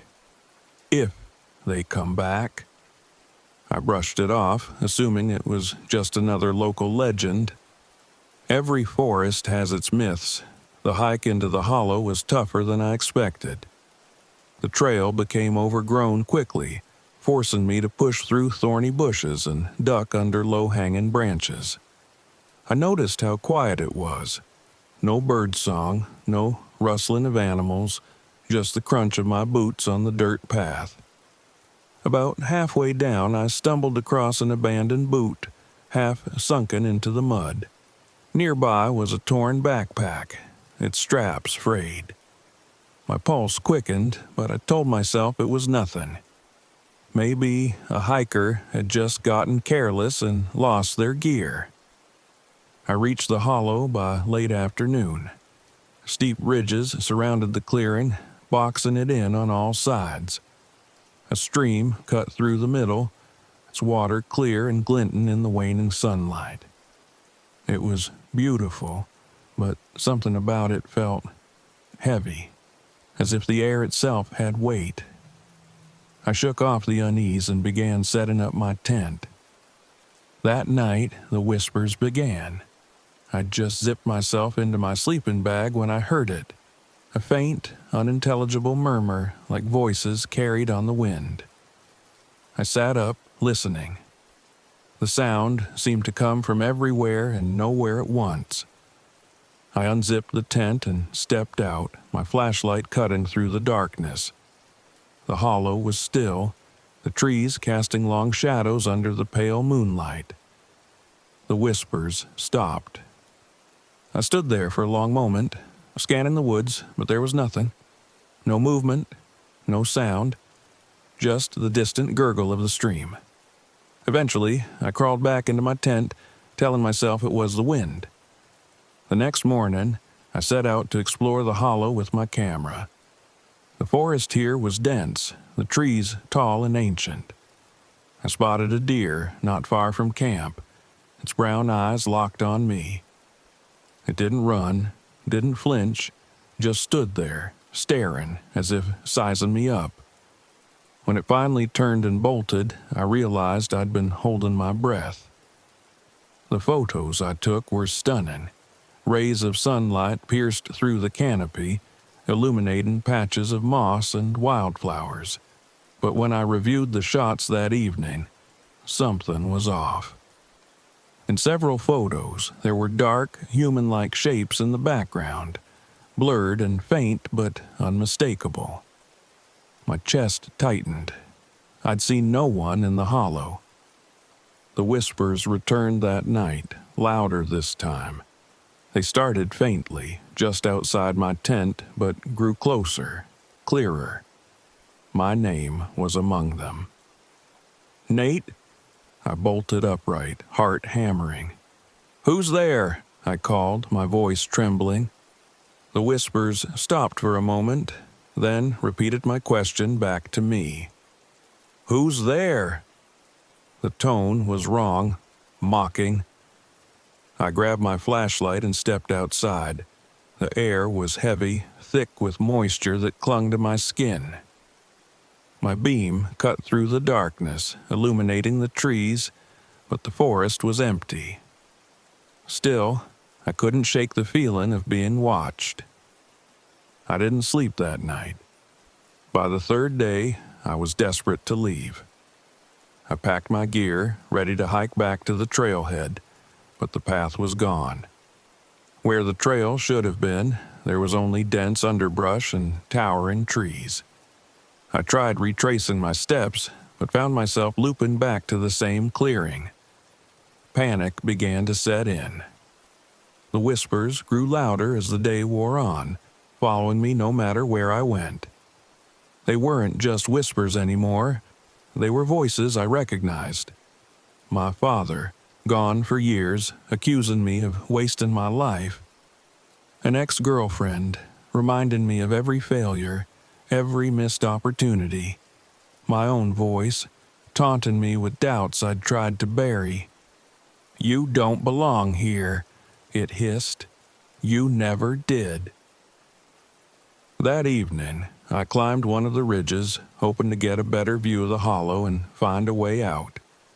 The ascent was grueling, the steep slope forcing me to claw at rocks and roots for balance. As I climbed, the air grew colder, and the whispers turned into a low hum that vibrated in my chest. At the top of the ridge, I found it. A stone carved with strange, looping symbols. It stood upright, as if placed there deliberately, its surface smooth and untouched by time. The air around it felt charged, almost electric. The whispers intensified, overlapping into a deafening roar. I dropped to my knees, clutching my ears, but the sound was inside my head now, relentless and all-consuming. "You can't leave," the voices said. "You belong to us." Through the haze of noise, I realized the stone was the source. It pulsed with a faint glow, its symbols shifting as if alive. Desperation took over. I grabbed my camera tripod and swung it at the stone with all my strength. The impact shattered the silence. A deafening roar erupted from the hollow, shaking the ground beneath me. The stone cracked, its glow fading, and the whispers stopped. I stumbled back to the clearing, the air lighter now, the oppressive weight gone. The trail had reappeared, clear and unmistakable. I didn't question it. I grabbed my gear and fled, not stopping until I reached the RV. Back home, I reviewed the photos I'd taken, hoping to make sense of what had happened. Most were ordinary. Trees, wildlife, the stream. But one image stood out. A shot of the stone before I destroyed it, surrounded by faint, shadowy figures. They were human-like, but wrong, their forms twisted and indistinct. I stared at the photo for a long time before deleting it. Some things aren't meant to be remembered.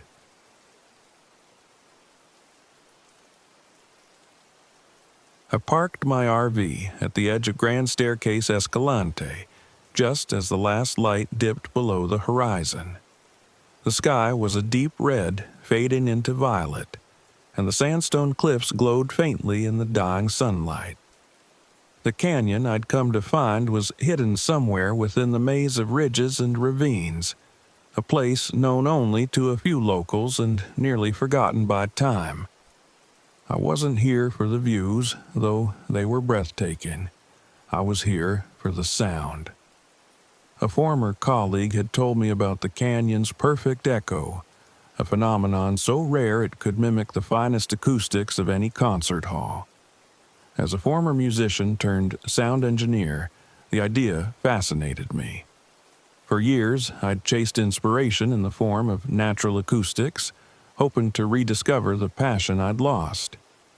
Maybe this canyon would be the answer. At the trailhead, I met a hiker named Lucy. She was packing up for the day, her face flushed from the heat. "You heading into the canyon?" she asked, her tone laced with concern. I nodded, hoisting my sound equipment over one shoulder. "Heard it's got some of the best acoustics in the region." She hesitated, then said, "Be careful, that place has a reputation." I laughed. "Let me guess, ghost stories?" "Something like that," she said. "People say the canyon doesn't just echo, it mimics, copies your voice, your sounds, and it doesn't stop." Her words stayed with me as I hiked into the canyon. I dismissed them as local superstition, but a small part of me felt uneasy. Superstition or not, there was something unsettling about a place that could perfectly repeat your voice. The first day was uneventful. The canyon was rugged, its walls streaked with bands of orange and red, towering over narrow paths that twisted and turned unpredictably. I set up my equipment near the base of a rock formation, testing the echoes with a series of claps and calls. "Hello," I shouted, and the word bounced back, clean and sharp. I clapped my hands, and the sound returned seconds later, distorted slightly, as if stretched by the canyon's curves. It was incredible. That night, as I sat by a small fire, I played back the day's recordings. My claps and shouts echoed beautifully, just as I'd heard them. But in the background, faint and almost imperceptible, was something else, a whisper. I rewound the track, pressing my headphones tighter to my ears. It was there, layered beneath the echoes, a soft, melodic voice repeating my words. "Hello." I glanced at the dark canyon walls around me, suddenly feeling exposed. The whisper had to be interference, I told myself, or a quirk of the acoustics, but it sounded too deliberate, too human. The next day, I moved deeper into the canyon, eager to capture more of its strange acoustics. The air felt heavier here, the walls narrowing and the light dimming as the sun climbed higher. The echoes were sharper, more pronounced, as if the canyon itself were responding to me. As I tested my equipment, I clapped once, then twice, listening to the perfect rhythm of the echoes. But on the third clap, something changed. The echo didn't match. It was faster, as if anticipating me.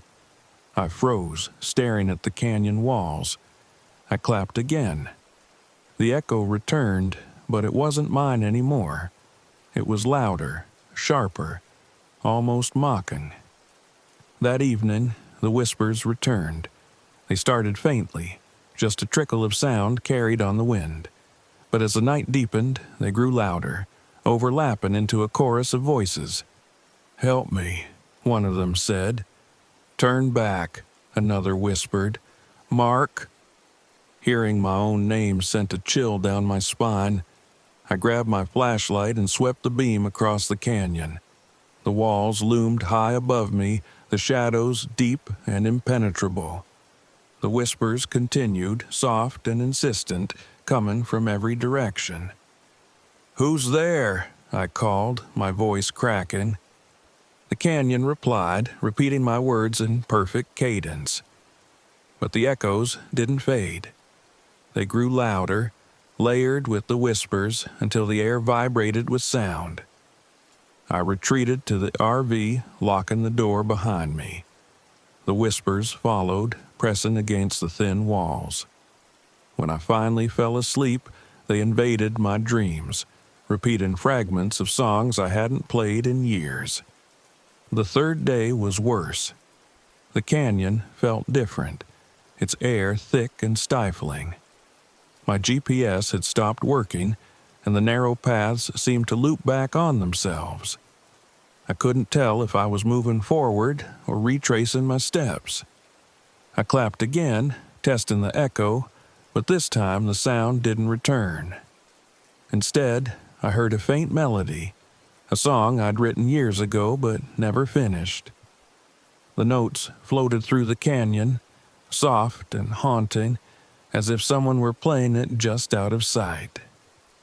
"How do you know that?" I shouted, my voice trembling. The canyon responded in my voice, mocking and distorted. "How do you know that?" As I moved deeper into the canyon, the mimicry became more sinister. It copied every sound I made, my footsteps, my breathing, even the rustle of my equipment. But it didn't just copy, it exaggerated. My footsteps echoed as thunderous stomps. My breathing returned as ragged gasps. I heard Lucy's voice then, faint but clear. "Mark, help me." I froze. She'd left the canyon days ago. It couldn't be her, but the desperation in the voice was too real to ignore. Against my better judgment, I followed the sound, my heart pounding as it led me to a narrow crevice in the canyon wall. "Lucy," I called, stepping closer. Her voice repeated, closer now. "Mark, help me." I reached the crevice, shining my flashlight inside. There was nothing, just rock and shadow, but the voice didn't stop. It was coming from the walls themselves, echoing endlessly in a maddening loop. I realized too late that I was lost. The paths had shifted, the walls closing in around me. The canyon's echoes grew louder, chaotic, an unrelenting symphony of sounds I couldn't escape. The whispers turned to accusations. They spoke of my failures, my regrets, every mistake I'd buried over the years. "You gave up," they hissed. "You abandoned it all. You'll never leave." I dropped my equipment and covered my ears, but the voices penetrated, vibrating through my skull. The canyon itself seemed to pulse with sound, each echo hitting me like a physical force. In desperation, I turned to my equipment.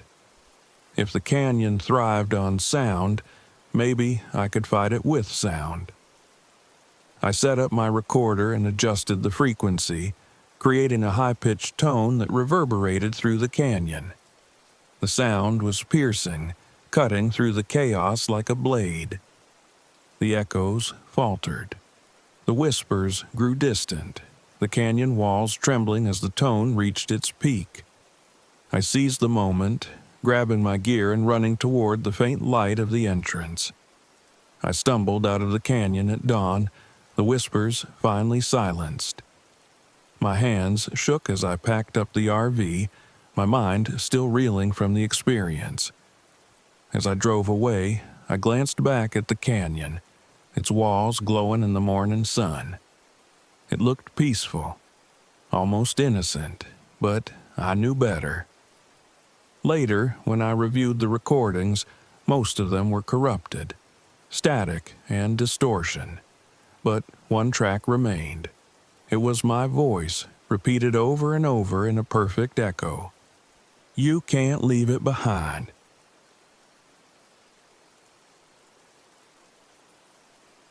The forest was still when I arrived at Ocala National Forest. Not calm, still. The kind of stillness that presses into your ears and makes you hyper-aware of every tiny sound. I parked my RV in a clearing off an old service road, the towering pines casting long shadows over the ground. It was exactly the solitude I wanted, or so I thought. This trip was meant to be productive. I had 3 weeks to collect data on the black bear population here, documenting their nocturnal behaviors for a research paper. My cameras were top of the line, my motion detectors reliable. I'd done this kind of work before. Hours of patience and quiet, waiting for nature to reveal itself. But this place felt different. At the trailhead, I met 2 hunters coming out of the woods. They looked uneasy, their steps hurried as they approached their truck. "Seen anything interesting out there?" I asked, trying to make small talk. One of them glanced at me, then at his companion. "Something big," he muttered, "but it wasn't a bear." "Panther," I offered. Florida wasn't known for big predators anymore, but panthers still roam these parts. The other man shook his head. "No, bigger, taller."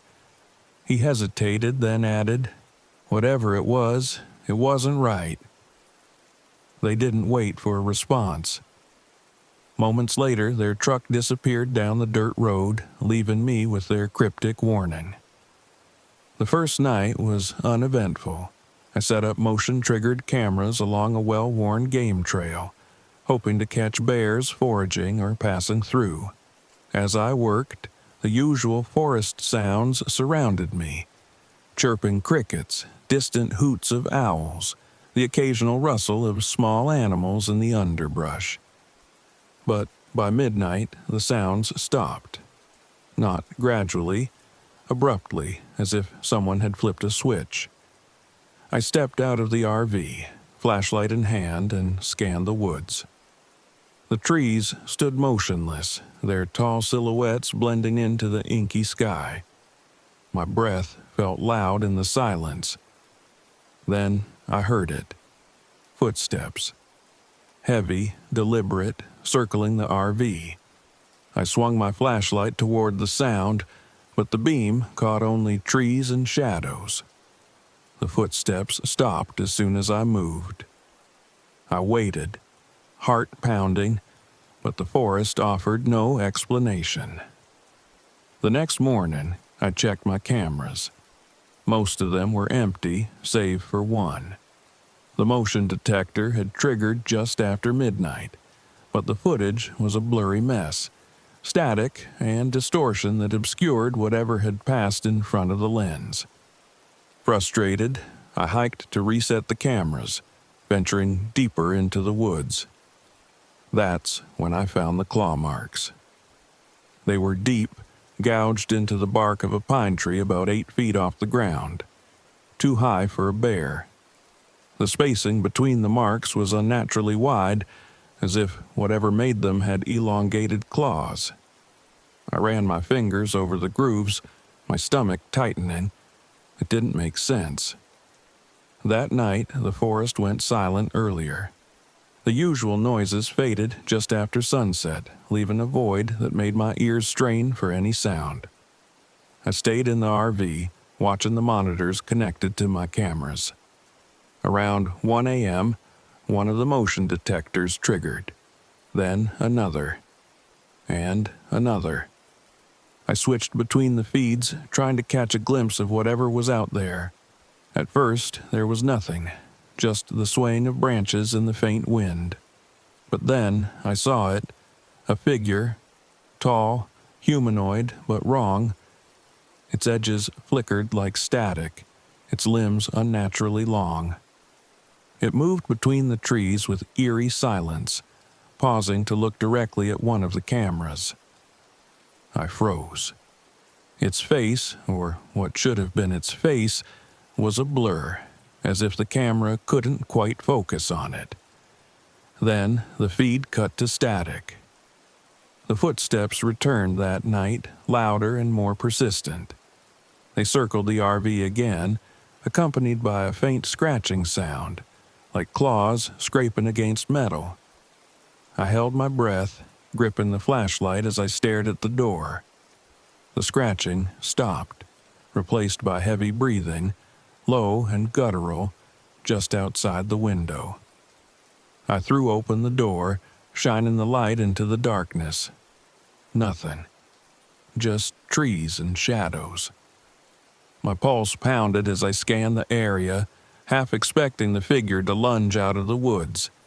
But the forest was empty, as if mocking my fear. When I woke the next morning, I found tracks in the dirt around the RV. They were large, vaguely human but distorted, elongated toes ending in sharp points. I followed them a short distance into the woods before they vanished abruptly, as if the creature had leapt into the trees. By the third night, I was ready to leave.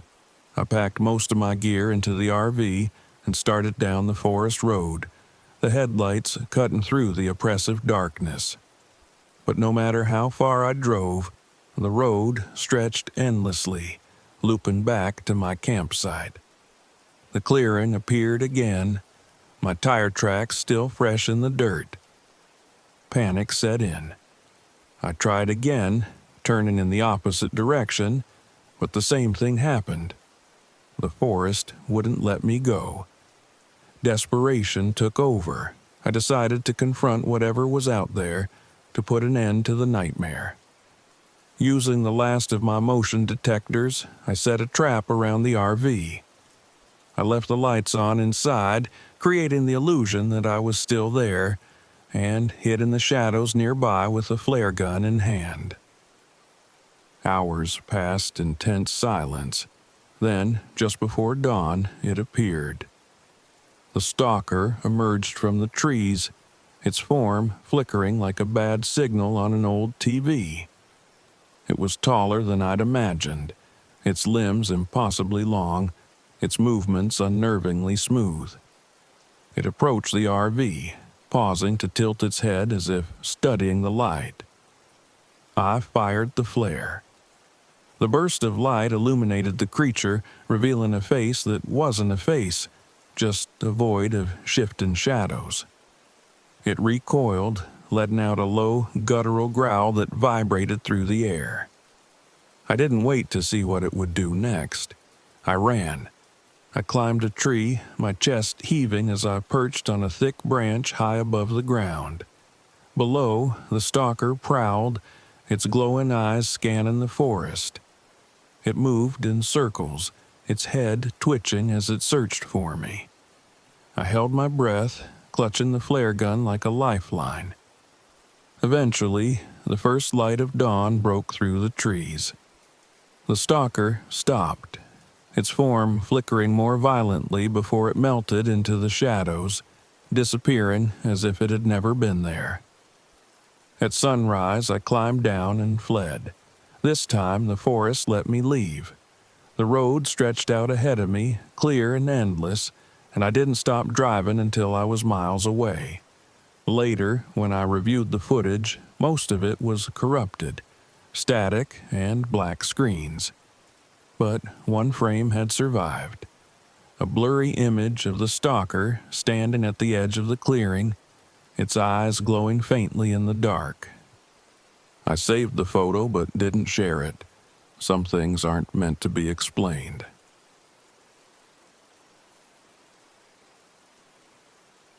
The creek wasn't supposed to exist. Not anymore, at least. It was marked on an old, hand-drawn map I'd found in an archive while researching hidden waterways. A faint blue line, unlabeled, cutting through a corner of Pisgah National Forest. Modern maps didn't show it, and no one in the forums had mentioned it. That made it perfect. Finding it became an obsession. I'd spent weeks planning my route, cross-referencing maps and scouring local legends. Most stories sounded like Appalachian folklore, whispers about a cursed creek that erased the memories of those who drank from it.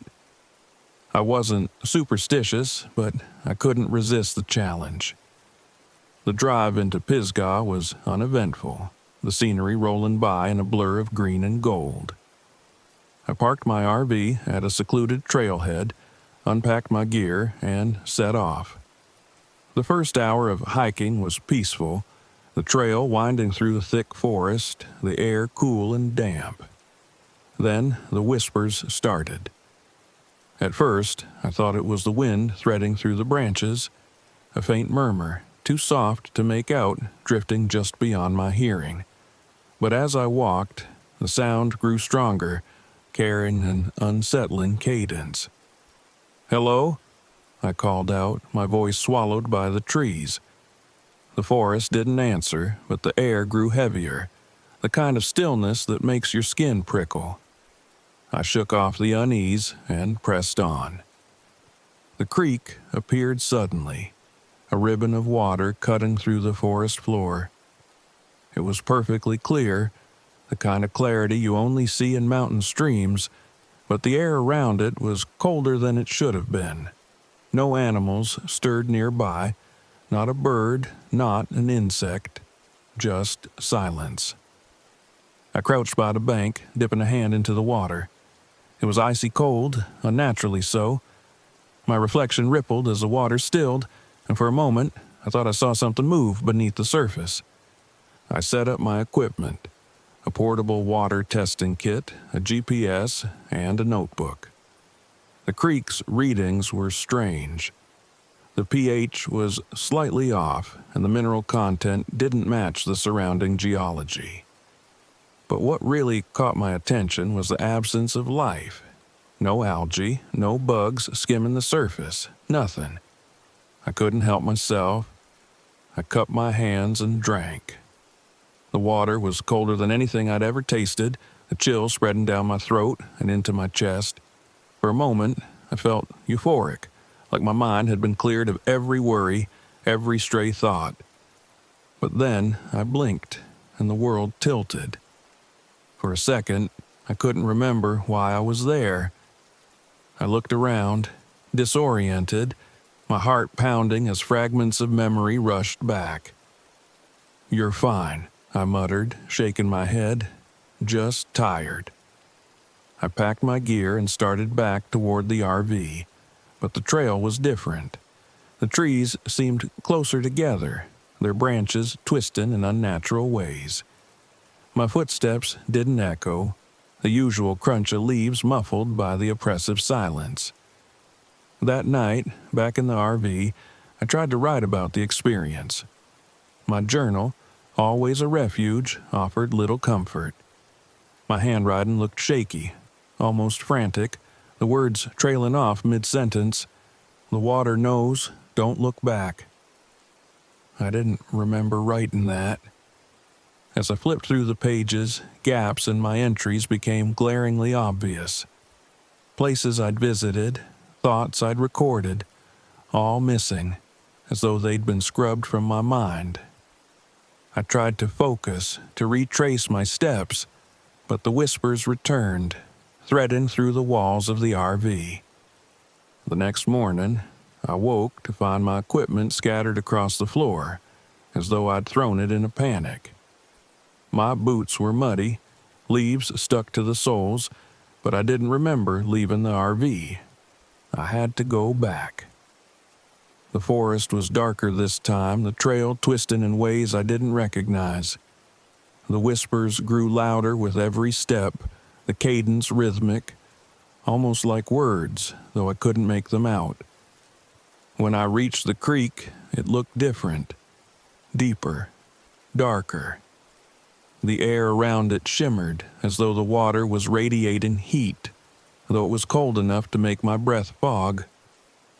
I saw it then, an old, rotting sign half buried near the bank. The letters were faded, but I could just make out the words, "Leave what you love, or the water will take it all." I stumbled back, my head spinning. The whispers were louder now, forming a single voice, low and guttural. "You must choose." The creek rippled, and shapes emerged from the water, blurred, ghostly figures. They stood along the bank, their faces indistinct but filled with sorrow. I turned to run, but the forest closed in around me, the trees bending and twisting to block my path. "Choose," the voice said again, louder this time. I felt a sharp pain in my chest as memories flooded my mind, faces, places, moments I hadn't thought of in years. My parents' laughter, my first love, the day I chose my career over someone who mattered. The creek wanted something. Kneeling by the water, I whispered my most painful memory, the day I left her. She'd begged me to stay, to choose her over my ambition, but I couldn't. I'd told myself it was the right choice, but the regret had followed me ever since. As the words left my lips, the water stilled, glowing faintly. The ghostly figures faded, their sorrow lifting like a weight from the air. The whispers stopped. When I returned to the RV, I felt lighter, but something was missing. Her face, her name, were gone, blurred like an old photograph left in the sun. I knew I'd loved someone, but I couldn't remember who. My journal was open on the table, blank except for one sentence. "The creek remembers for you." As I drove away from Pisgah, the forest felt different, lighter, more alive. But the memory of the creek stayed with me, even if the details didn't.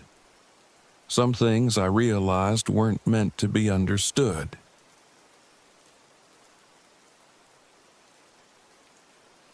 The forest was already shrouded in fog by the time I pulled my RV into the clearing. The narrow dirt road had wound through miles of dense evergreens, the trees pressing in like silent witnesses. I killed the engine, letting the silence settle around me. It was perfect, exactly what I'd come here for. No distractions, no people, just me and the woods. I stepped out, the air crisp and damp against my face. The decommissioned radio tower loomed above the treetops, its skeletal frame just visible through the mist. I'd read about it on a forgotten corner of the internet, a relic of the Cold War abandoned decades ago. There was nothing particularly special about it, just an old tower and a crumbling control station. But the reports of strange radio signals still emanating from it, that had caught my attention. I'd always been drawn to signals, frequencies that cut through the void, carrying pieces of the unknown. My radio gear was my constant companion, a way to connect with the world while staying as far from it as possible. After everything that had happened with Lisa, I needed this trip. I needed the quiet. But as I unloaded my equipment, the forest silence pressed harder, unnervingly thick. No birds, no rustling leaves, just the faint hum of the tower in the distance, like a static-filled exhale. The signal came late that night. I was sitting at the small table in the RV, adjusting dials on my old shortwave receiver. Static crackled and hissed as I searched for anything unusual. Most of the channels were dead. Just white noise. I almost gave up when I heard it. A faint, rhythmic pulse. Thump, thump, thump. I leaned closer, tweaking the knobs to clarify the frequency. After a moment, the pulse stopped, replaced by a voice. It was faint, distorted, but unmistakably human. "We are still here." The words repeated, mechanical and monotonous, like an old recording. My stomach tightened. The tower was supposed to be dead. No power, no transmission equipment still functioning. And yet, here it was, broadcasting into the void. I jotted the frequency down in my notebook, a thrill of curiosity cutting through my unease. But then the voice changed. "Jack." My hand froze. I stared at the receiver as the voice repeated my name. Jack Rivers. It wasn't possible. I hadn't told anyone I was coming here. Hell, I hadn't told anyone anything in weeks. I reached for the knob to turn the radio off, but before I could, the voice spoke again. "You're not running far enough." My breath caught. The signal cut out, leaving nothing but static. The next morning, I convinced myself it had been a trick of the mind. Static could play weird tricks, and I'd been tired. That had to be it. Still, the words lingered in my mind as I packed my gear to explore the tower. The hike wasn't far, but the fog made everything feel claustrophobic. The tower's frame loomed closer with each step, its rusted beams streaked with dew. At its base was the control station, a squat concrete building half swallowed by moss and vines. The door was ajar, creaking faintly in the wind. I stepped inside, the air thick with mildew. Broken equipment littered the floor, old monitors, shattered dials, and tangled wires. In the corner, a rusted generator sat silent, its casing cracked open like a broken rib cage. But the strangest thing was the faint hum. It seemed to emanate from the walls themselves, a low, almost imperceptible vibration. It pulsed in sync with the signal I'd heard the night before. I set up my portable recorder, tuning it to the same frequency. As the static cleared, the voice returned. "We are still here." I braced myself, waiting for it to change again. It didn't. The phrase repeated endlessly, hypnotic in its monotony. Just as I started to relax, the voice shifted, taking on a distorted familiarity. "Why didn't you try harder?" My blood ran cold. It was Lisa's voice. I stumbled out of the station, my chest tight. Lisa's voice had been wrong, warped and hollow, like it had been scraped through static. But it was unmistakable. The same tone she'd used in our last argument, the one that still echoed in my mind months later. I paced the clearing beneath the tower, trying to steady my breathing. She wasn't here. She couldn't be. The signal was messing with me, exploiting my thoughts, but how could it know? The forest felt oppressive as I made my way back to the RV. Shadows shifted in the mist and the hum followed me, faint but constant. When I reached the clearing, I froze. My RV's door was open. I stepped inside cautiously, my pulse pounding in my ears. Nothing seemed out of place. My gear was where I'd left it, my bed undisturbed. But as I turned to shut the door, I saw it. My laptop screen was on, the cursor blinking over a blank document. As I watched, words began to appear, one by one. "We know why you left." I slammed the lid shut, my hands shaking. The hum grew louder, rattling the windows. That night, the voices came back.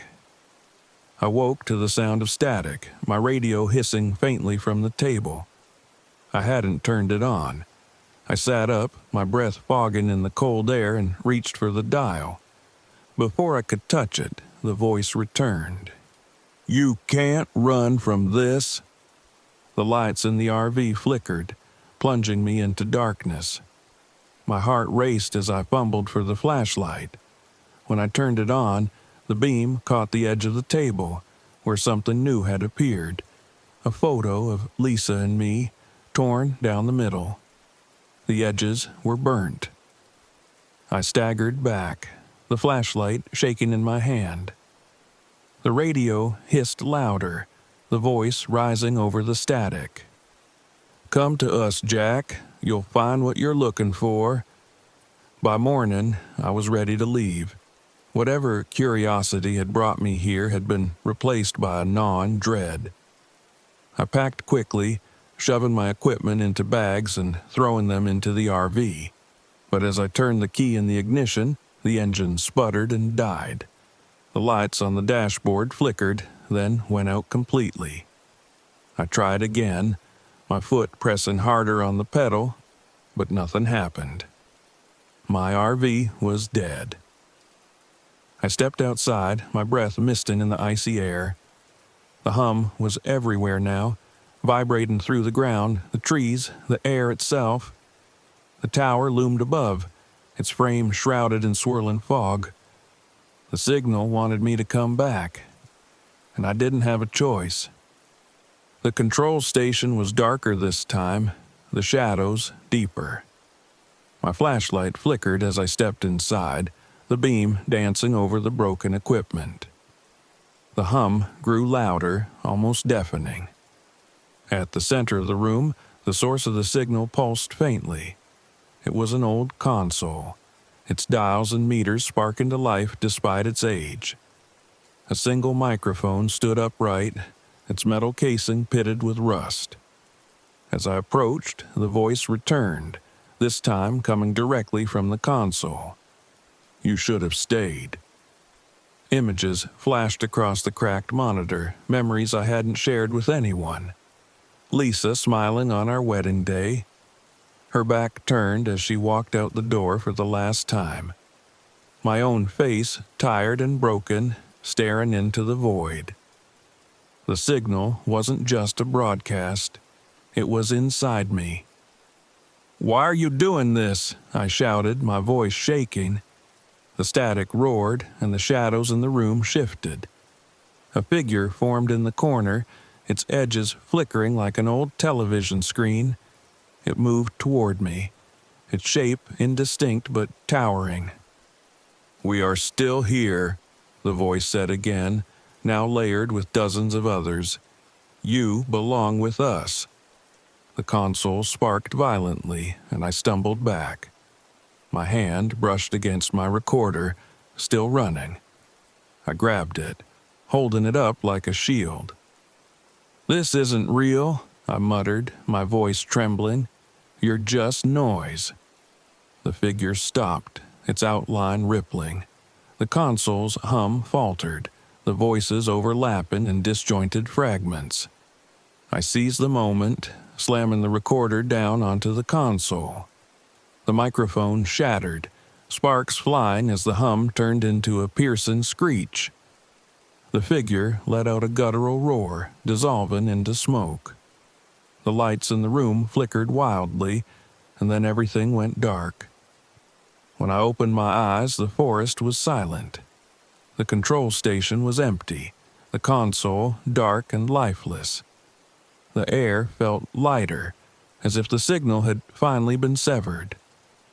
I made my way back to the RV, half expecting it to be gone. But it was there, its engine roaring to life on the first turn of the key. As I pulled onto the dirt road, I glanced in the rearview mirror. The tower stood in the distance, its beacon dark. But as the fog swallowed it, I thought I saw a faint glow, just for a moment. The signal wasn't gone, not entirely.